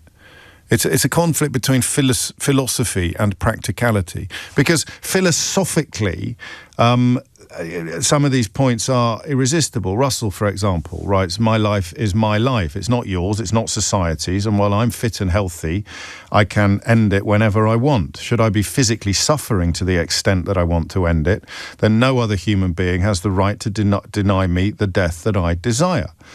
In fact, I'm aiming to live to be at least 100 or more, but my human right is my body and no." So that's philosophical, ethical, principle.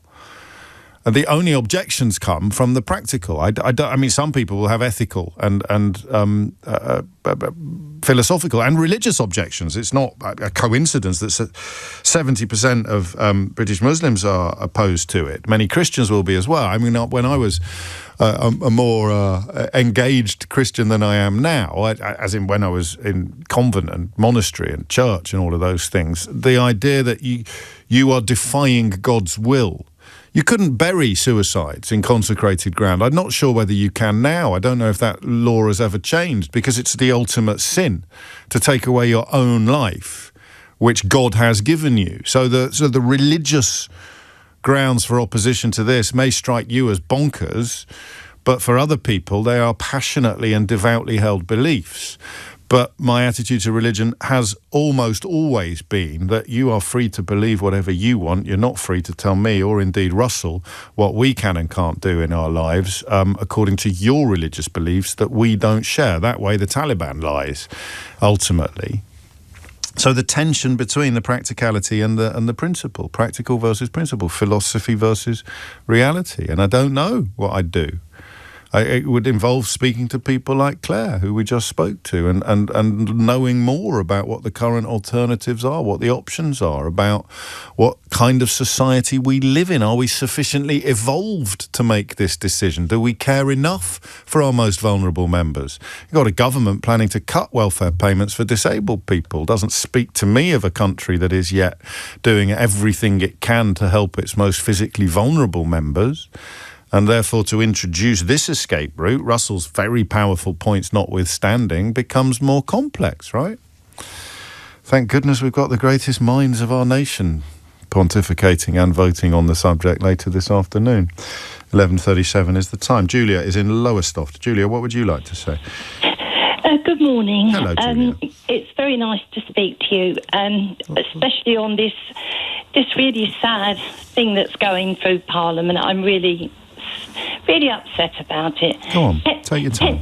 10 years ago, in October, my daughter died. She had a brain tumour, and it was a long, slow death.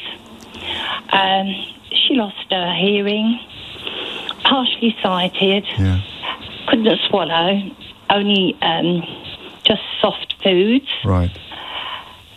She was in hospital. We decided to take her home. That's what she wanted, to come home. We did have the option of Macmillan nurses, but she didn't want that. Yeah. She wanted her family to look after her. She had a 23-year-old son and a 25-year-old daughter. She also had 2 little grandchildren. I can honestly say it was terrible to watch her suffer, but her last week of her life, before she died, it was joyful. In some parts, it was joyful. We laughed. All the family came together. And the day before she died, she sort of had this rally round that she could actually speak properly. And she asked to phone her brother. And they had a wonderful conversation, and hours later she died. I am a Christian, and I think it's wrong for people to want to take their life, but it's not for me to judge. It's God's the judge, not me. But I absolutely feel privileged that I looked after her for all that time.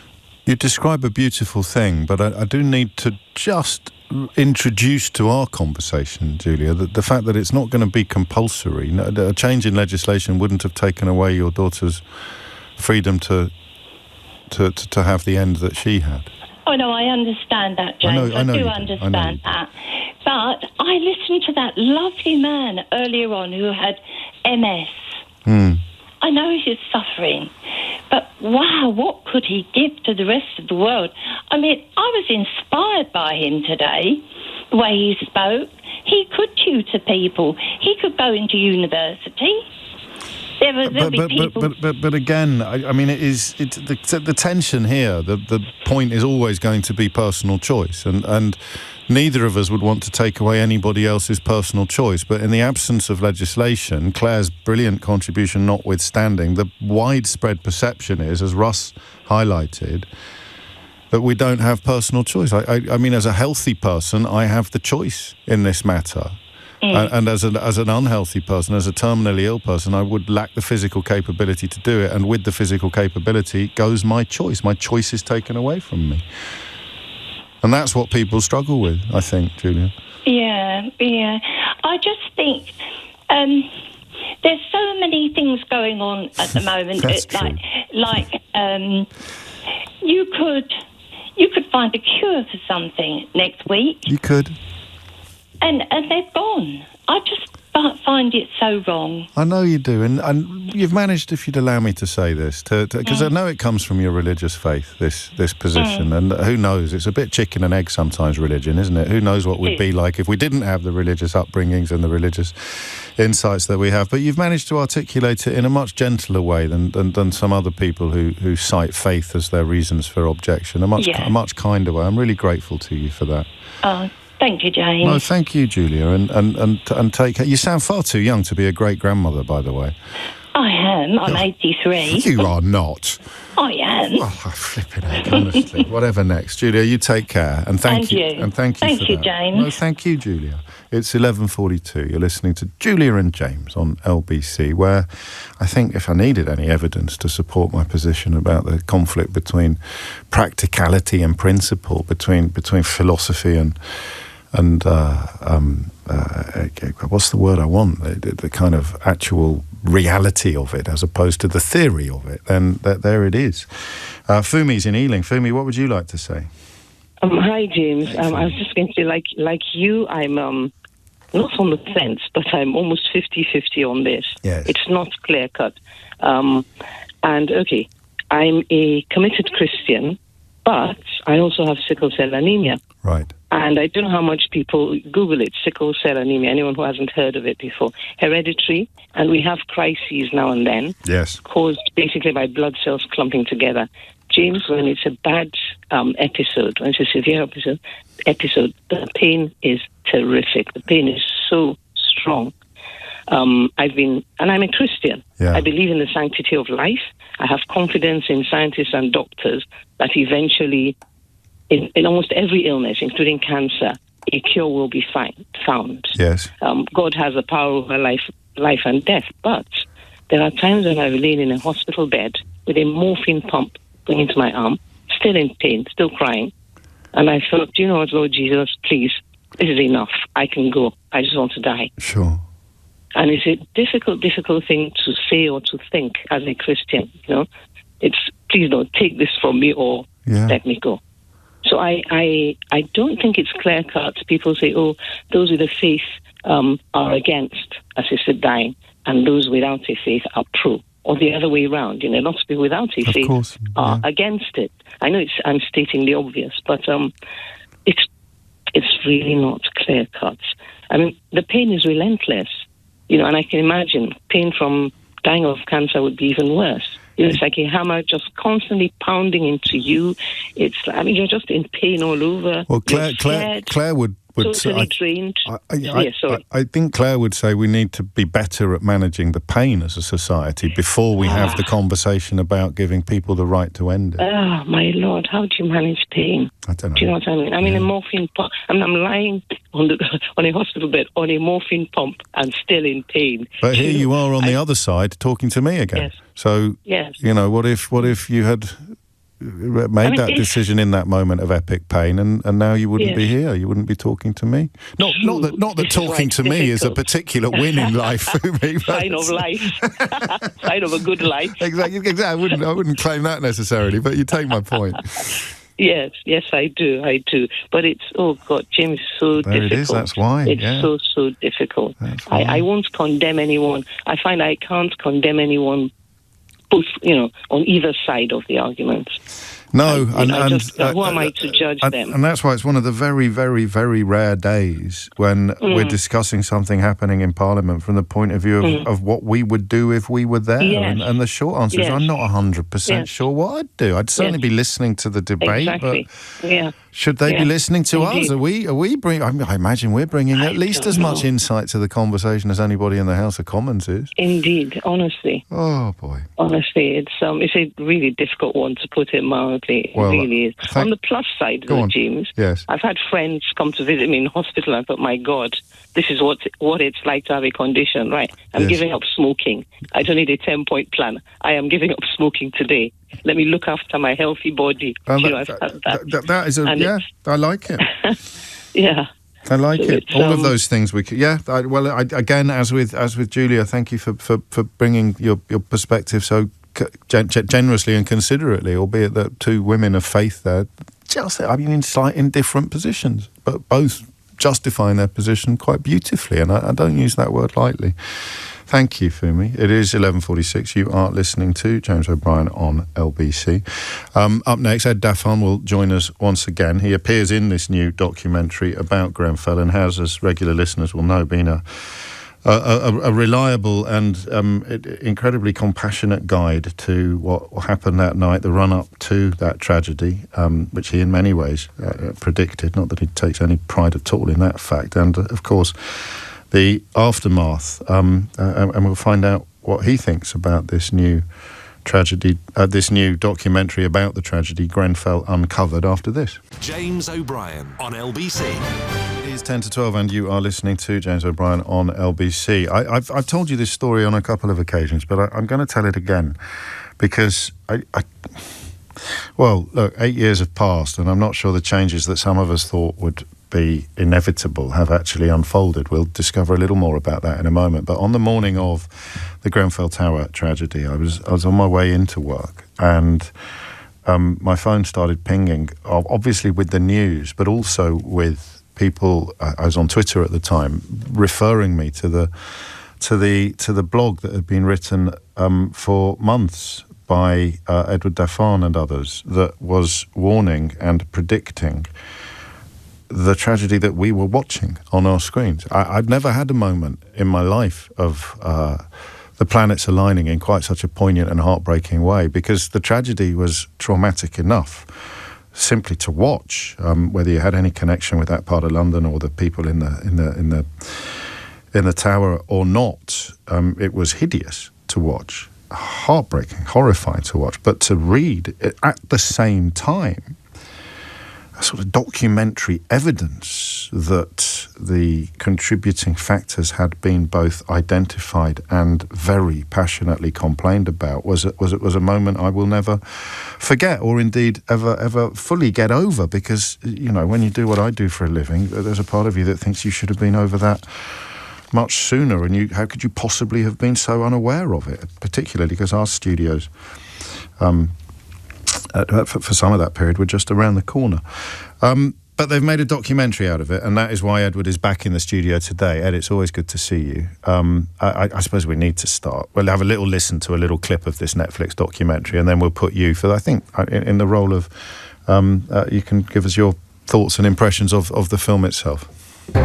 I honestly believed it would be dealt with because it's the United Kingdom. Somebody had been grossly negligent. This is described as sticking a petrol tanker to the outside of a building. This was this huge corporate scandal. There's internal emails that say, oops, we are not clean. Sadly, companies were able to find a way around the regulations. Any minister who wants to introduce a regulation has to scrap one. Ed, welcome. Does it work as a documentary? Are you pleased with it? I am pleased with it. I feel it's an important and significant piece of filmmaking. I think part of its significance comes because it has been produced and made post the Phase 2 public inquiry report. So it has the benefit of being able to actually use the evidence that was presented in the public inquiry, and in a very cogent and straightforward way, laying it out in front of viewers quite how badly and by how many people we were treated that led to the tragedy itself. You contribute to the documentary. They've spoken to, I presume, everybody who wanted to contribute and was qualified to do so. The unifying themes, I imagine, of almost all of you will be that shock that we heard in the first contribution, that this kind of thing doesn't happen here, coupled with a deep disappointment that things haven't moved quicker. Well, yeah, I mean, I've said it before, but, you know, in the days after the fire, I literally was standing underneath the smouldering carcass of Grenfell, obviously, like now, naively, but believing at that time that it would be the catalyst for change. And, you know, I mean, I was naive enough to believe it would be societal change, but that hasn't been the case, and that's what's so frustrating. And I think that's why this documentary is important, because it reminds people of what happened, but we need to also recognise that things have moved forward at a glacial pace. And I'm going to give you some very quick examples of that. There are thousands of buildings up and down the country covered in the same cladding as Grenfell. There are tens of thousands of people caught up in the cladding scandal. There is still a stay put policy in many parts of the country. There is no mandatory PEEPs, personal emergency evacuation plans, that would enable disabled people to exit a building that was on fire. There hasn't been a single arrest. The companies, Arconic, that made the rain screen cladding, made a profit of £5.5 billion last year. Kingspan, one of the companies that made some of the insulation, made £900 million last year. Their profits have not been dented. They are still allowed to enter themselves from public procurement. So there have been no consequences to these companies. People living in social housing are treated exactly the same way as they were prior to the fire. And, you know, when I look back to those early days after the fire and I look to where we are now, it just fills my heart with a kind of leaden frustration. And, you know, we were genuinely weeping in the streets after the fire, and I feel that we should still be weeping in the streets now at the lack of progress. I wonder whether you've answered my next question with the numbers that you just quoted, but what do you on a personal level, how do you account for this combination of glacial slowness and absence of consequence? So it was quite interesting. Dealing with the last government, I just felt largely that they were incapable of driving change. And they were pretty incompetent along with that. So inaction and incompetence was the driving factors. You know, we were a year into the new government. We had to wait 6 months for the inquiry report after it was published for a response from this new government. When they published it, there were no timelines. There was no sense of, use the word, grip or urgency. So we went back to them and said, look, this isn't good enough. You need to tell us how long it's going to...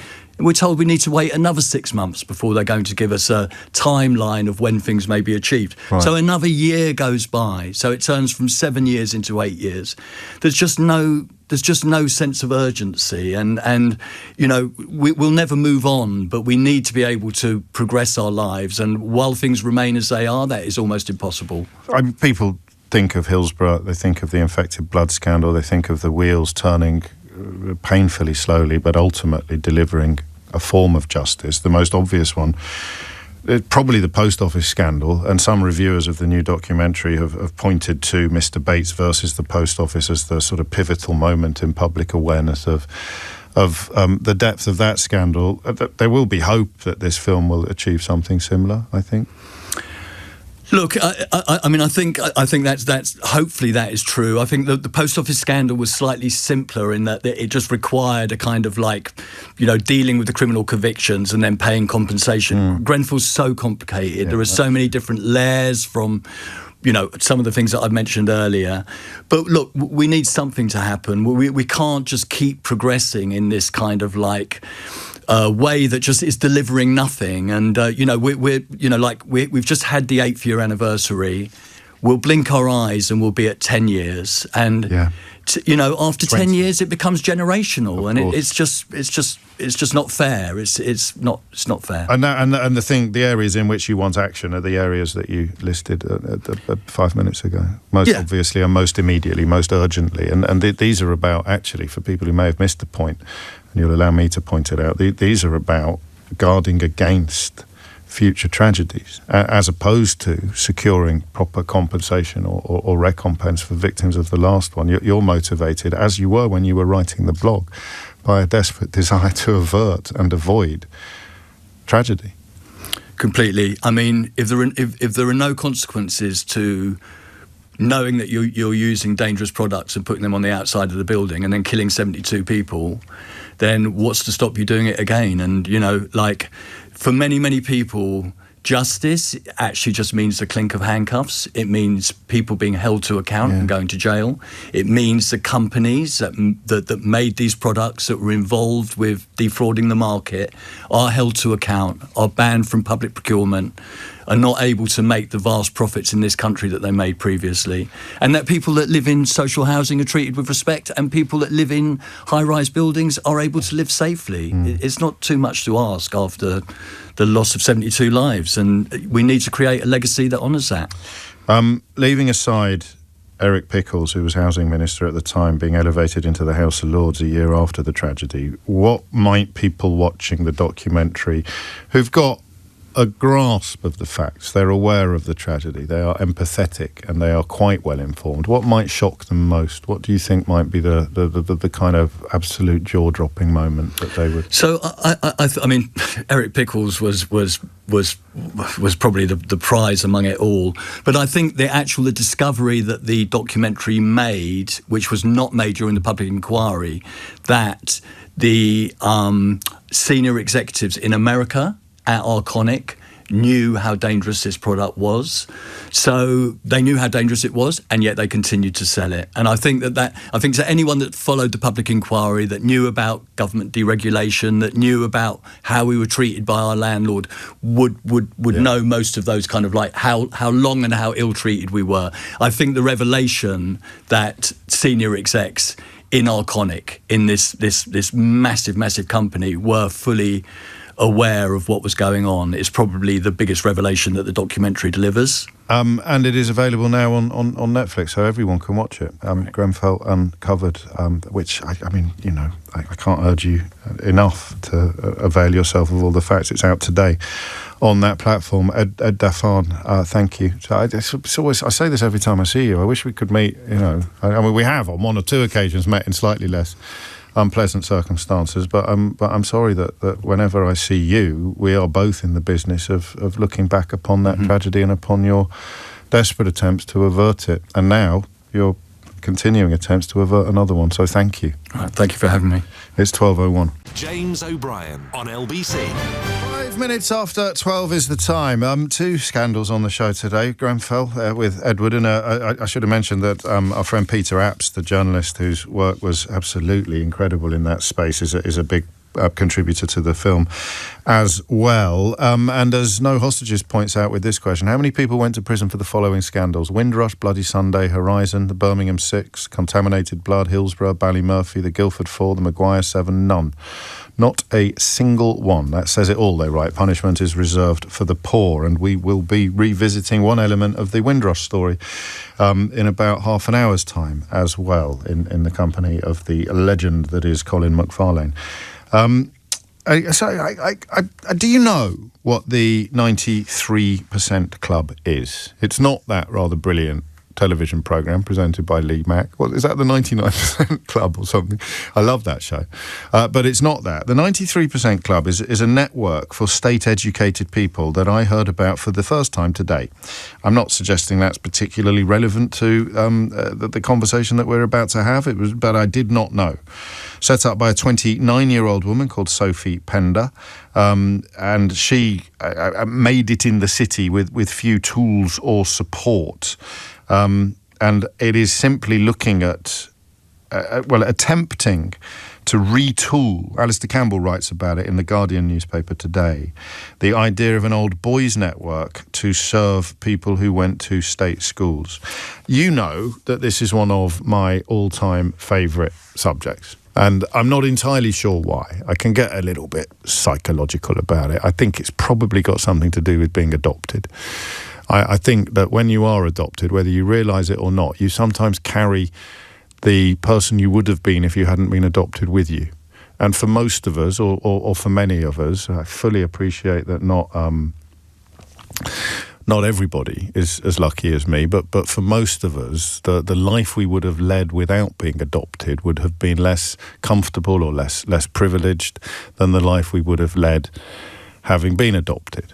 Particularly true, I think, for people of sort of around my age and older. The world has changed enormously in the intervening half a century, would you believe? So I think that's part of it.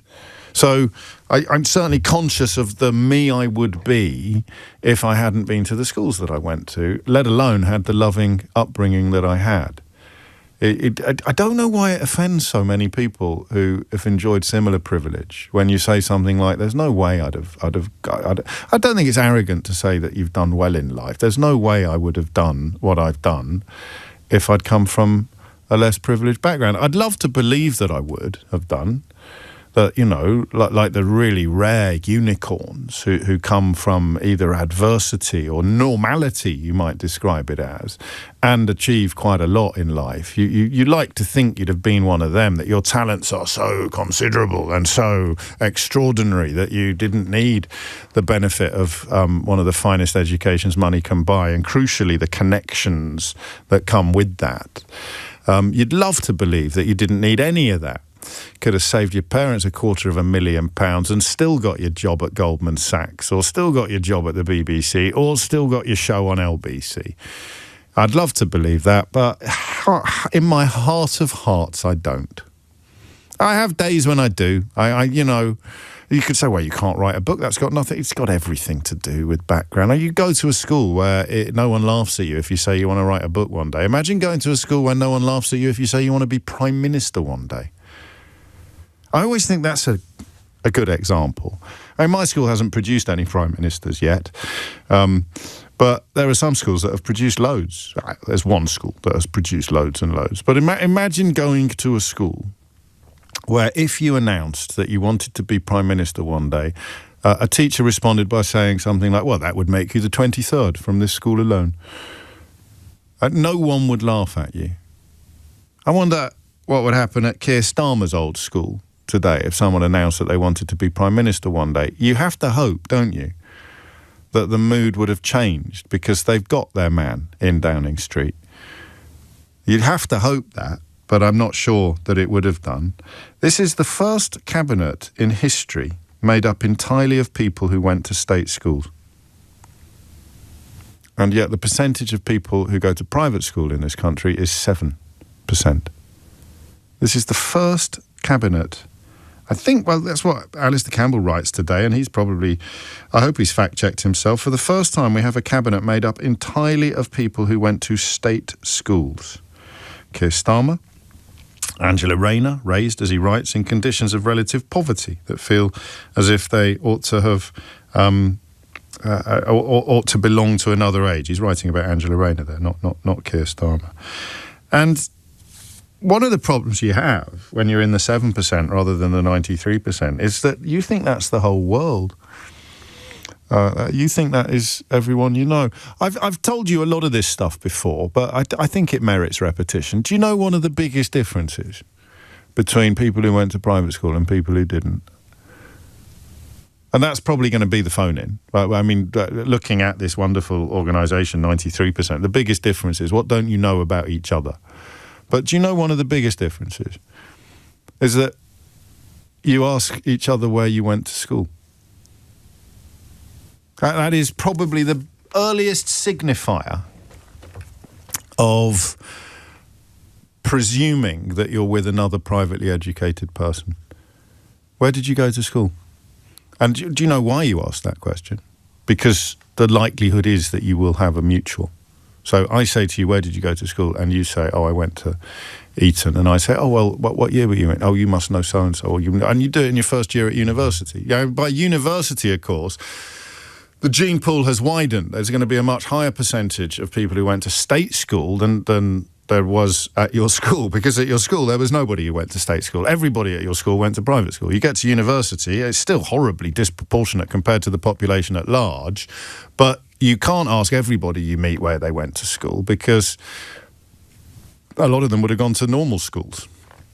And if they went to a normal school, and don't forget, geography is irrelevant here as well. My school was in the middle of North Yorkshire. If you went to a public school in Windsor, I will know people that you were at school with. I don't know why, I can't remember how, but you've met them somewhere, or you've been at the same ball party. Parents might know each other. You might shooting to. I was not posh, by the way. I grew up in a perfectly normal house on a perfectly normal street in the perfectly normal town of Kidderminster. But when you go to schools like these, the world opens in the most extraordinary way. And one of the things you don't... That's the thing about privilege, is you've got no idea you've got it. You don't know you've got privilege. Imagine a world without mirrors, where you'd never know that you had zits. You don't know that you've got privilege. And that these things are so glib, they're so blind. Where did you go to school? Oh, well, you must know so-and-so. Then you meet a lad who's got an accent as thick as treacle. You don't ask him where he went to school, because you know he didn't go to the kind of school where you are likely, if not guaranteed, to have mutuals. So that is right there, immediately, one of the biggest signifiers imaginable of privilege, because the fact that you have mutuals means that you have a shared language, a shared code. And the point about this organisation is that 93% of working class professionals say that their background clashes with workplace culture. What's so interesting about this is it means that we, the 7%, create the culture of the workplace. And obviously, the further up the earning ladder you go, the truer that becomes. The culture of the workplace that we create reflects our circle, our background, our world. That the bit I don't get Well, I do get it, because it's quite a hard thing to admit. The people who hate the idea that if they hadn't had the privilege that they've had, they wouldn't have led the lives that they've led. It's when when you talk to parents about the VAT stuff on private school, and they ring in and go, I work bloody hard to send my child to that school. And you sort of think, well, I know a lot of people who work very hard, and they wouldn't be able to send their children to schools like mine in a billion years. You can't really believe that your child's access to this world of extraordinary privilege and advantage is a reward for the effort that you put into your job. You can't honestly believe that, but they do. And I guess that they have to, because the alternative is to admit that you're buying advantage, you're buying privilege. I've always been supremely comfortable with that. If you've got the money, why wouldn't you? If you've got the money to avail yourself of the benefits of an unfair system, you would in many ways be daft not to, especially if, as most parents would agree, the single most important thing in your life is giving your children as big a chance that you can of being comfortable, being safe, being secure. But 93% of working class professionals say their background clashes with workplace culture. And that's going to be my question. Alistair Campbell writes very powerfully today about these not being small cosmetic tweaks. He describes them as survival tactics in environments that reward polish over potential. I told you about Michael Lewis, the brilliant writer, the man responsible for Moneyball and The Blind Side and The Big Short. I mean, arguably, with those 3 books alone, the most significant non-fiction writer of the last 10 years. But he ended up working for Salomon Brothers, one of the big banks. And he said to me, you can hear it on Full Disclosure, he said they were giving me huge amounts of money to give advice I just was not qualified to give, but I was very plausible. That's what Alistair Campbell means. He talks about polish over potential. Here's $500,000 a year. I'm 24 years old. I'm going to go and advise companies run by men in their 60s on what they should be doing next to maximise their profit. I know nothing. I'm just extremely plausible. Plausible. I remember someone, when I was on the Daily Express, I did editorial conference, which I was very good at, but the stories that I sold to the editor were rubbish. I was just very good at selling them. The stories were not very good at all. And a guy said to me afterwards, because you're very plausible, aren't you? And it was actually a very, very, very good insult. You're very plausible, because he knew that my stories were rubbish. I knew my stories were rubbish. The only person who didn't know my stories were rubbish was the editor. Polish over potential. And the impact of these changes, which are not small cosmetic tweaks, they're almost existential shifts. 61% of respondents said they had to leave their community behind. Nearly half said their friendships changed. Some grew distant from their families. That's not social mobility, Alistair Campbell writes. It's a social trade-off. You want to get ahead in things like the judiciary, law, media, finance, where the 7% club, my club, holds enormous sway and a disproportionate presence. If you come from the 93% and you want to get ahead in the worlds of Whitehall, the worlds of judiciary, law, media, finance, you've got to start behaving like me. You're in a club that constitutes 93% of the population, but if you want to make your way in the areas of this country that are considered to be the most desirable, professionally speaking, you've got to pretend, or you've got to act like you come from my club. The 93, it's like apartheid. The 93% have to make like the 7% in order to make progress in the most enviable and the most sought after fields. And people from my background find it really hard to admit. I guess just because they don't want to contemplate the possibility that if they'd been born in the 93% club, they wouldn't be doing what they're doing today. They wouldn't have the trappings. And of course, an awful lot of people born into privilege are now enjoying less privilege than their parents, which is why they're so susceptible to far-right rhetoric. I don't blame it on the system. I was bought enormous privilege. I'm still not happy with my lot. It must be all the fault of, foreigners. So what are the survival tactics? Because I've not lived this. I'm 7% all the way. What are the survival tactics? What are the changes that you make? My mate Andy, who I was just talking about, who we're raising money for this weekend, I'm not doing the bike ride, but I salute, especially given the weather, the people that are. He always used to say, what school? Because he made his way in the world. He became a really powerful media figure. And although he still had a Rochdale accent, he looked like he'd been in the 7% club. He looked like he was in the 7% club. So every now and then someone would say to him, where did you go to school, old boy? And he'd say, Alder Hill Comprehensive in Rochdale. And he just used to love watching their absolute inability to do anything with that information. Couldn't do anything with it. What are you? Where? Sorry, what? Pardon? Say to me, where did you go to school? I went to Ampleforth. Oh, God, blimey, you must know so-and-so. So it's just a tiny, tiny little thing, but for me it's one of the biggest. Because you either know it and consider it to be absolutely and entirely and 100% normal, or you know nothing about it at all. You've never noticed it, you've never clocked it, except when other people are doing it to each other and automatically excluding you. So,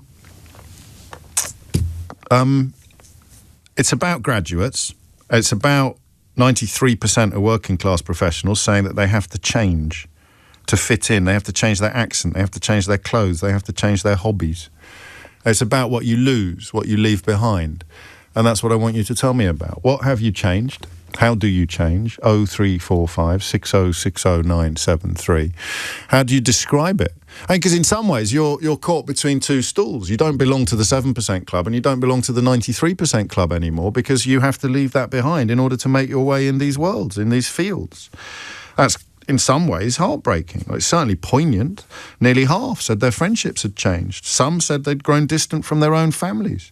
It's a social trade-off. 61% of respondents had to leave their community behind. So if you're in the 93% club, you went to private school, a fee-paying school, and you have made progress with your degree into areas where privately educated people are disproportionately represented. So you've moved into a world where the 7% club has the kind of whip hand. Tell me how you've changed.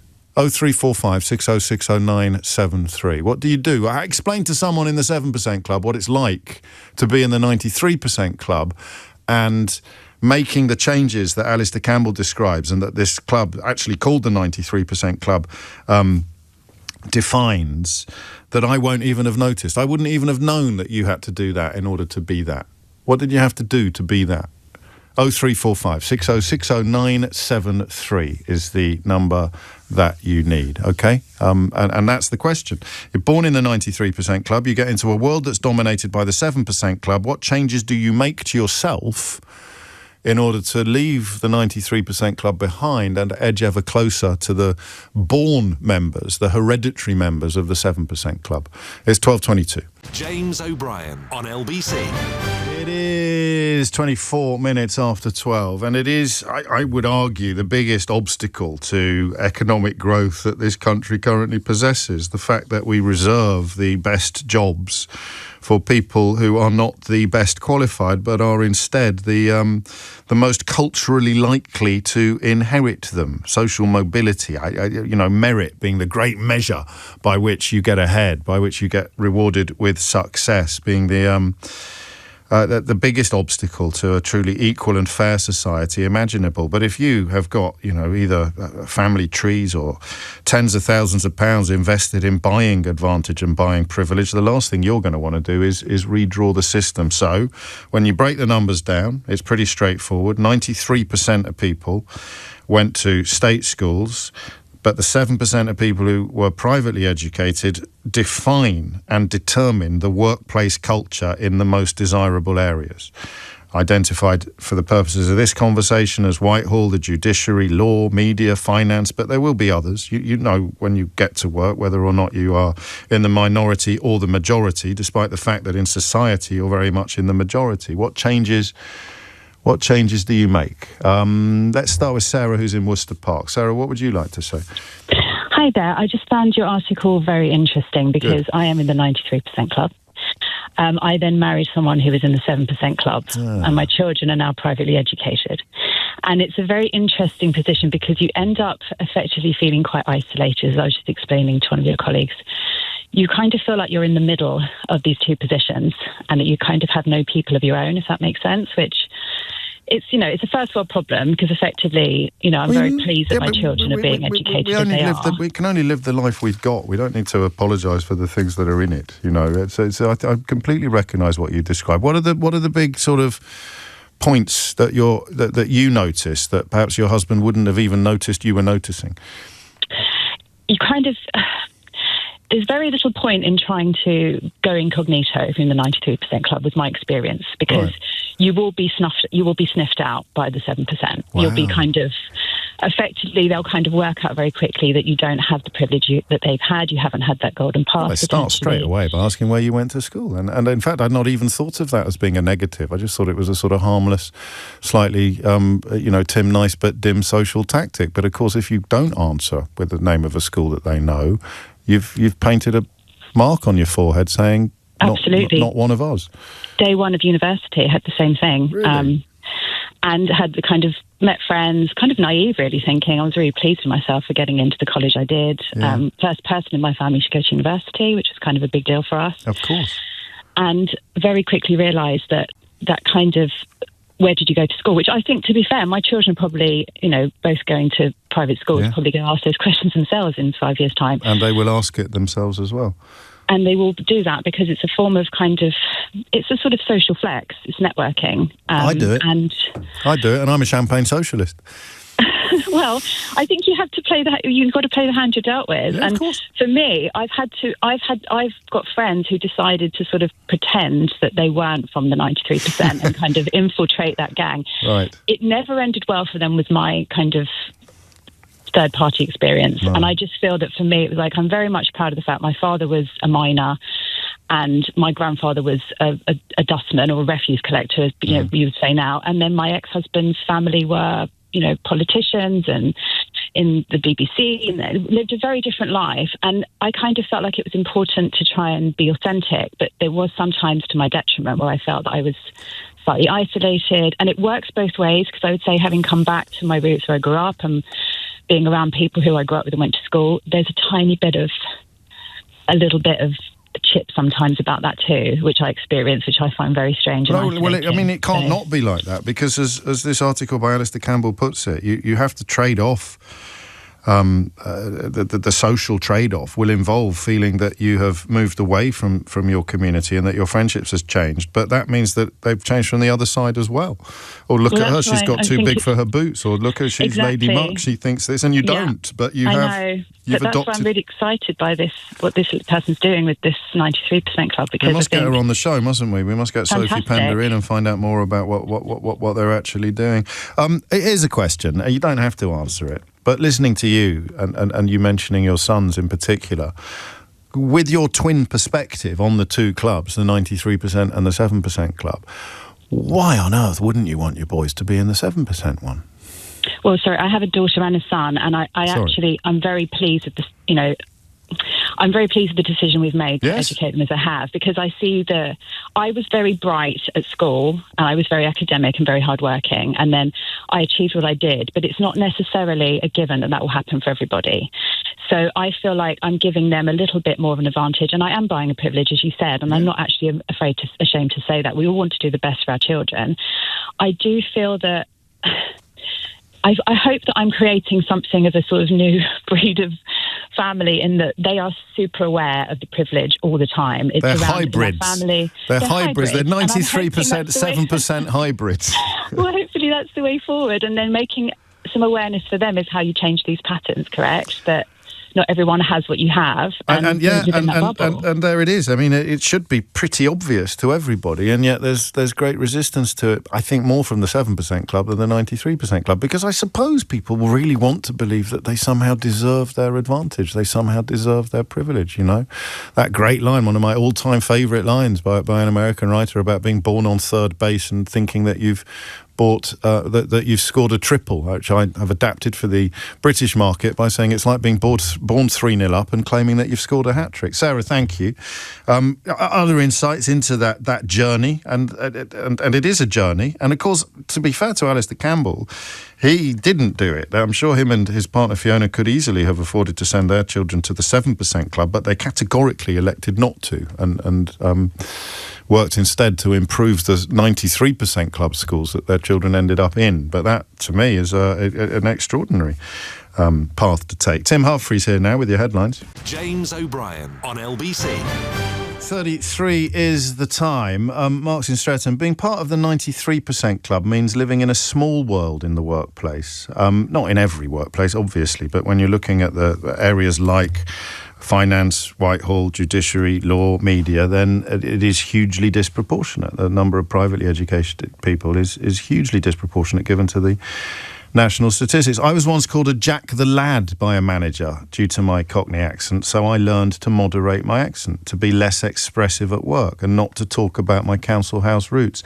It saddens me, James, but that's what's needed to survive in London when you have a mortgage to pay. And the idea that the manager would have had no idea how unhelpful or even how unkind his comment was would never have occurred to him, I don't think, in a million years. He probably thought that he was being empathetic or engaging in a little bit of banter, and yet you're going to be so conscious of being different from the crowd, even though in the country at large your crowd is more than 10 times bigger than their crowd. Once you get into these worlds, the imbalance is epic. How does it impact on the individual? Julie is in Glasgow. Julie, what would you like to say? Hi, James. I'm a bit nervous. It's only me. Caller. It's only me. Thank you. I had to phone in because this is my lived story. I left school 15 in Southend. I had a really strong accent. Cut a long story short, I got sent on a training course, which led me to a fantastic organisation that I joined in London. But in order to be able to start working with clients, I went through elocution lessons. Whoa. Because my grammar was not very good. I had to learn to dress again properly, and they wouldn't let me see clients. Quite rightly, I believe. I'm really grateful for this opportunity. So are we talking about what we call high net worth individuals? Yes, high net worth. So in order to interact with them, you had to look like you and sound like you belonged to the same tribe as them. Absolutely. So I was effectively, learning to become a consultant. I eventually ended up on the board of this organisation. I'm truly grateful.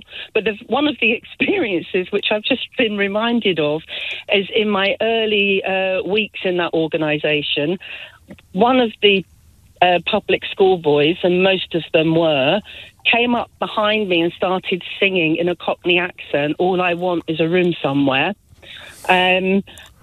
which nowadays would be, I don't know what would happen to him if he'd have done it. Do you know? Now. Well, oddly, not a lot would be my cautious suggestion. I mean, you may have been able to take. Well, I mean, in terms of people who used to indulge racist abuse in the workplace have happily. We now live in a much better place. But I have a theory that class is the one area where this kind of stuff still almost gets a free pass. It's so baked into our society that it I don't know that it would get a free pass, but it wouldn't.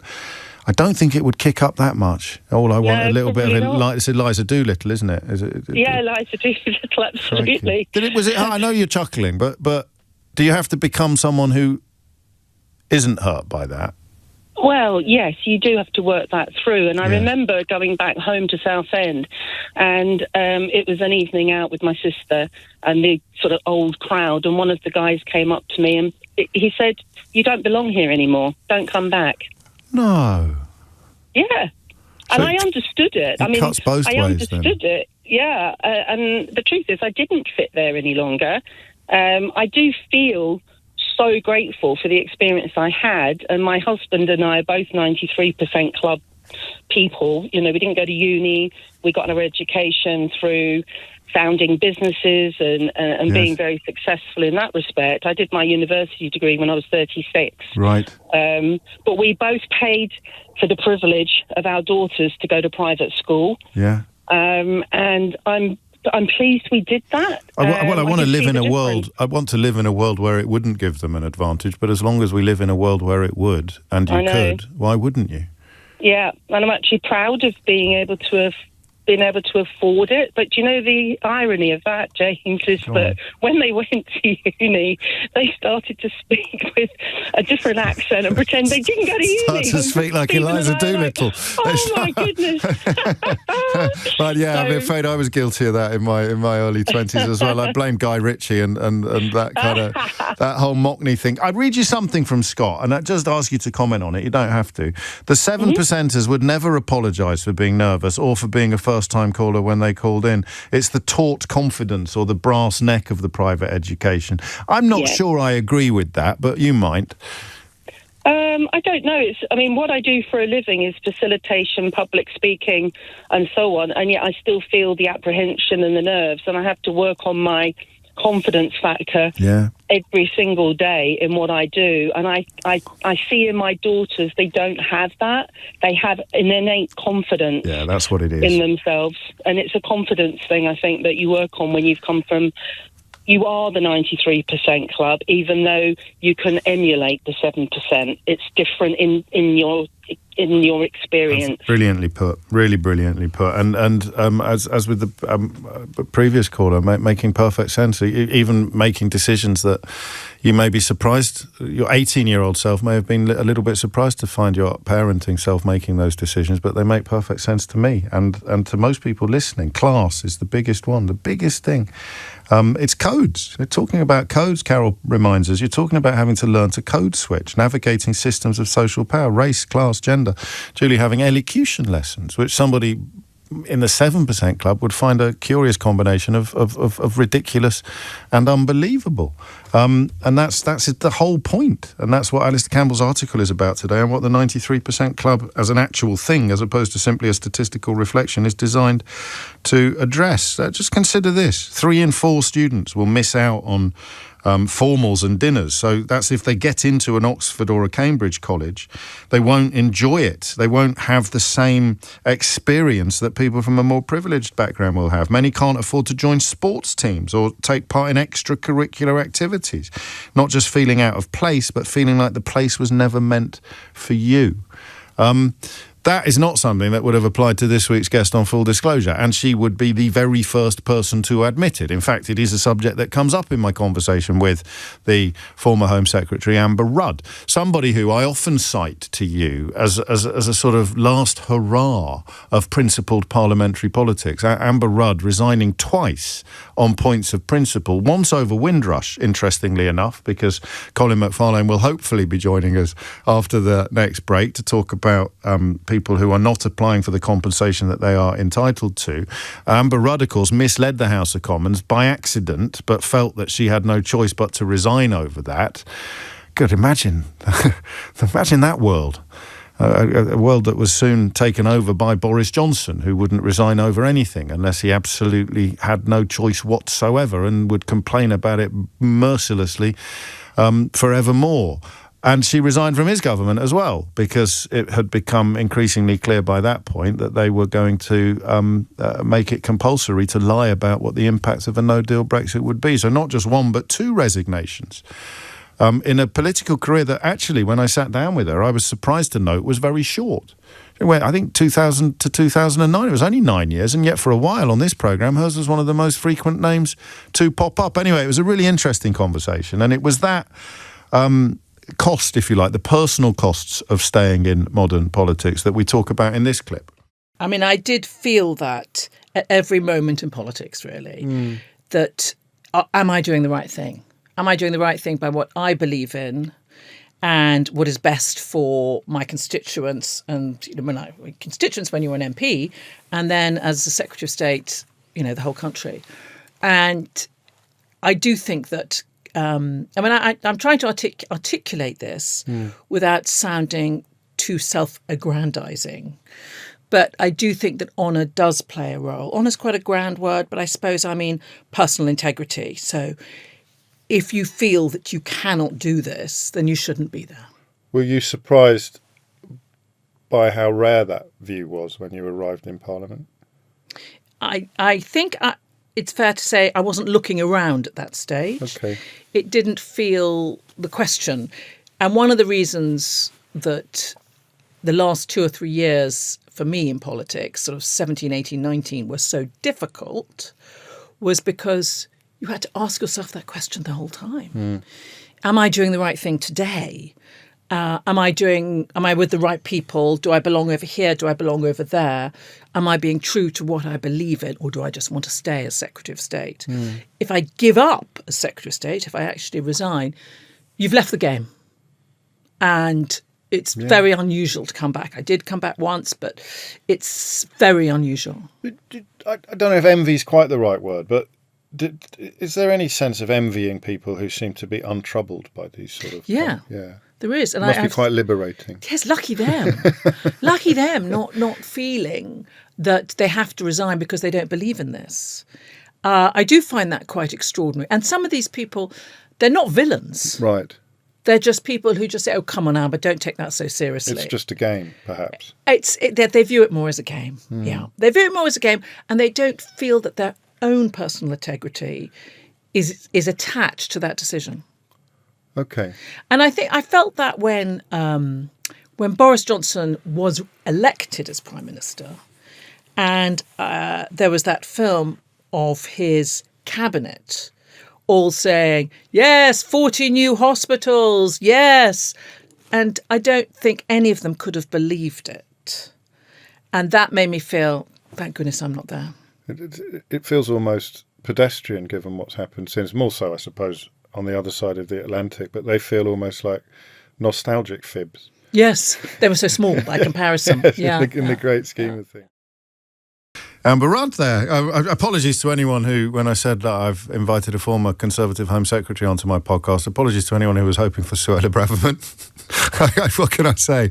And she is presenting a new podcast with Mark Urban, who is one of the finest men ever to call himself a journalist, and a former CIA officer, no less, called Mark Polymeropoulos, every week. It's called The Crisis Room, and they will together, having all been people in different ways in the rooms where it happens, unpick the biggest crises shaping the UK and the world. So you get the insider perspectives alongside the investigative reporting, and it is available wherever you get your podcasts. Most I would recommend via the Global Player. Mark Urban, who you will have known as the diplomatic editor of Newsnight, is the man who I will never forget. I must have told you this story before, just as a mark of what proper grown-up journalists are like, as opposed to your humble correspondent. And I was in the Beeb, I was getting ready to present Newsnight. It was about 20 minutes before we were going live, and we had the whole show mapped out. We knew exactly who was coming on. We knew exactly what the guests were. And Mark just pokes his head around the door and goes, sorry to interrupt, but I think a coup's just started in Turkey. And this was before there had been any reports. It hadn't been on the wires. It had literally, or he may even have said, I think a coup is about to start in Turkey. He did. I think he said that. He said, I think a coup's, sorry to interrupt, we may need to change that.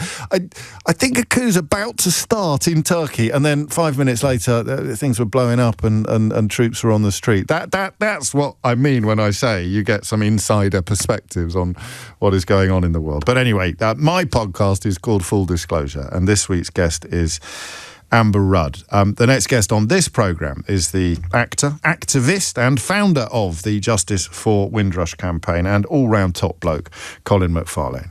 James O'Brien on LBC. It's 10 to 1. You are listening to James O'Brien on LBC. This is completely coincidental, actually, but the two of the defining scandals of our age, of recent years, both featuring on today's programme. We spoke to Edward Daffarn earlier about Grenfell and a new documentary film that drops on Netflix today, looking at the scandal as well as the tragedy, and Windrush also fits very much into the category of scandal. And my guest Colin McFarlane is drawing attention through the organisation that he founded, Justice for Windrush, to the number of people entitled to compensation that aren't claiming it or haven't got it. Do we have numbers, Colin? We have numbers. 80% of the people have not yet been compensated. 15,000 people, they estimate, deserve compensation. 80%. And 53 people have died.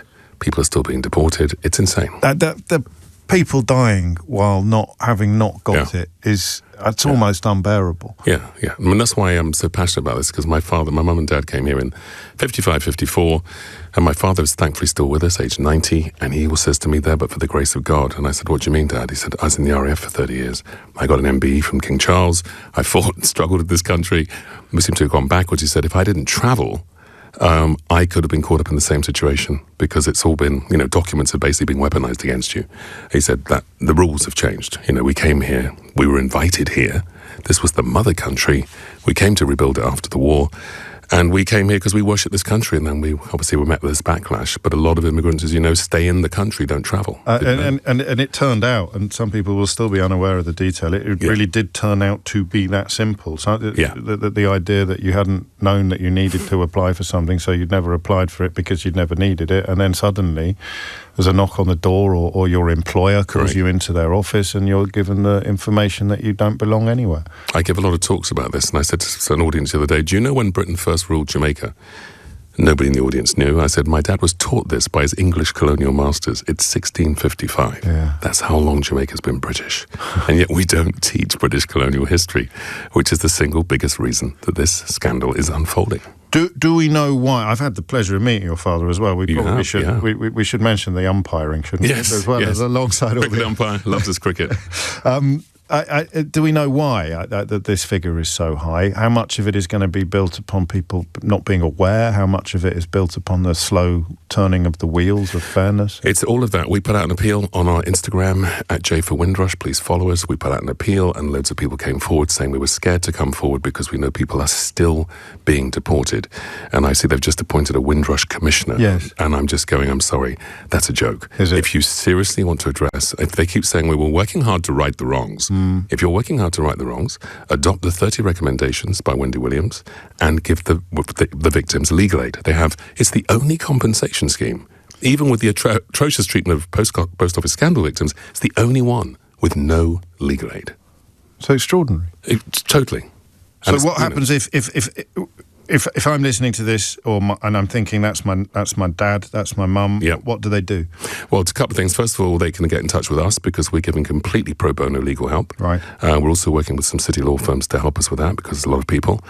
And we're saying come down to the live event on Saturday, June 21st, St Peter's Church de Beauvoir, Hackney, where we will be doing a lot of raising of awareness, but giving support, but also having a party because when I grew up, even though my parents were struggling, there was always that wonderful joy at those West Indian parties. And so we're going to have a band playing all night. About 12 songs are being played, and we've got loads of celebrities coming down. And then we got the truth. We've got Eddie Marlson delivering a wonderful story about his childhood and how he grew up with St Lucians in the East End. But Patterson Joseph... He considers the Saint... I mean, it was his neighbours, wasn't it? But he considers them to be his family. His family, yeah. Eddie speaks so powerfully about this. Eddie and I, he's the only white man I know who knows who John Holt is because he grew up with that music. So he's going to introduce a John Holt track tomorrow night. But we've got Patterson Joseph, who's reading a quite powerful piece from a whistleblower that came to me from the Home Office, who wrote a letter on his last day there to Wendy Williams, and I sent it to Patterson, and he just went, wow, thank you for asking me to read this.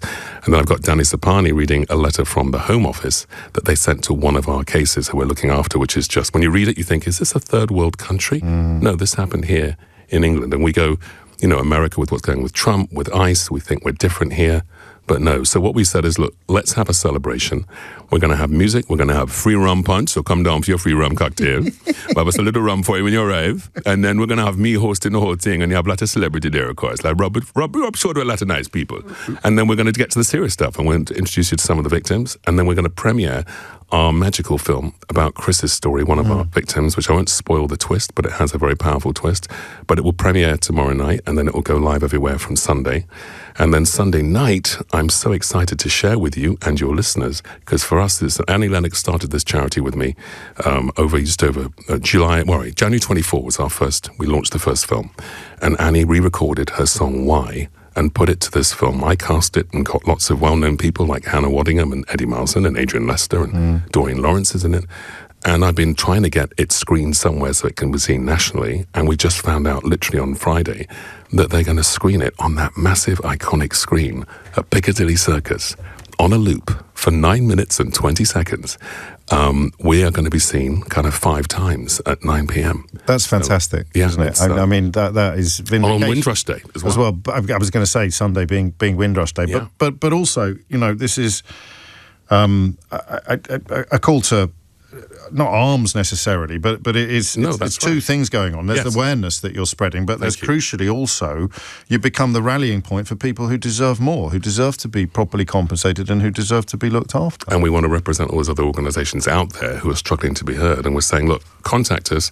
Follow us on Insta, @J4Windrush. Go to the website, justiceforwindrush.org. Remember, it's the number 4. Yes. That's where you can get your tickets from. Right. It's on Eventbrite. Get your tickets.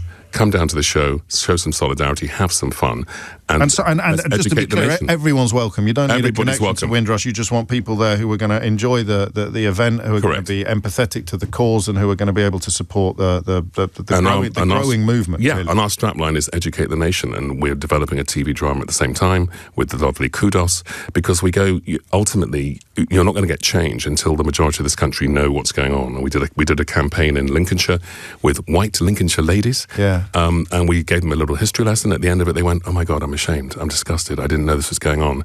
And I remember them all saying to me, "Once you know, you care." And I said, "That's exactly it." Why do you think? Oddly, this is a question I asked Edward earlier about Grenfell. Why do you think it is not more widely known? I think a lot of people come up to me and just go, "What is Windrush?" Even now, they just aren't. We're not taught it. They know that it was a ship, which is an unuseful conflation with "stop the boat." And you have to remind people, no, they were British citizens. They were invited here. I think it's not taught in schools. So we're doing a big project with universities, which we are launching next year to have Windrush ambassadors in every university, working with the black curriculum in schools, working with Action for Race Equality. So we're working with all these different organisations to go, look, let's get this taught, because the only way we're going to change things is education.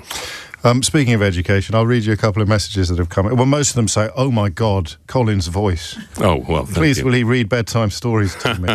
But this one I liked. "Oh, you cheeky so-and-so, I'm a white bloke and I know who John Holt is. Alton Ellis and Carla led me there." All right, Carla led you there. Very good.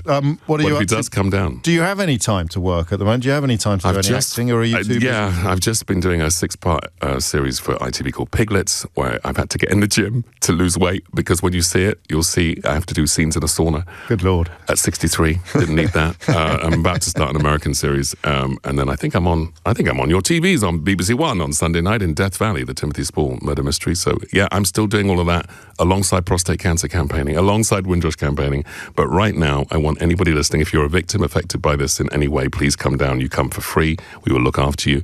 And if you just want to support, please go to the website, and you can do 3 things. Wait, give us the website again. It's justice4, and you can donate, you can share our films, you can sign the letters to our MPs or the letters to the Department of Education to get change. And I'm saying in 2 years' time, we will get this resolved. That's how ambitious I am about this.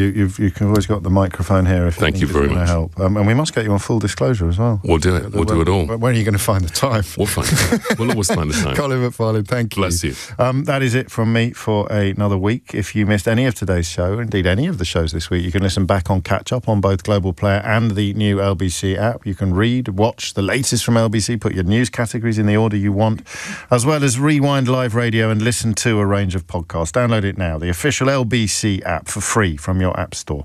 Tom Sawbrick will be with you at 4, but now it's time for Sheila Fogarty. Thank you very much, James. You said that like you'd never met me before, but that's okay. A new day every day. James O'Brien on LBC.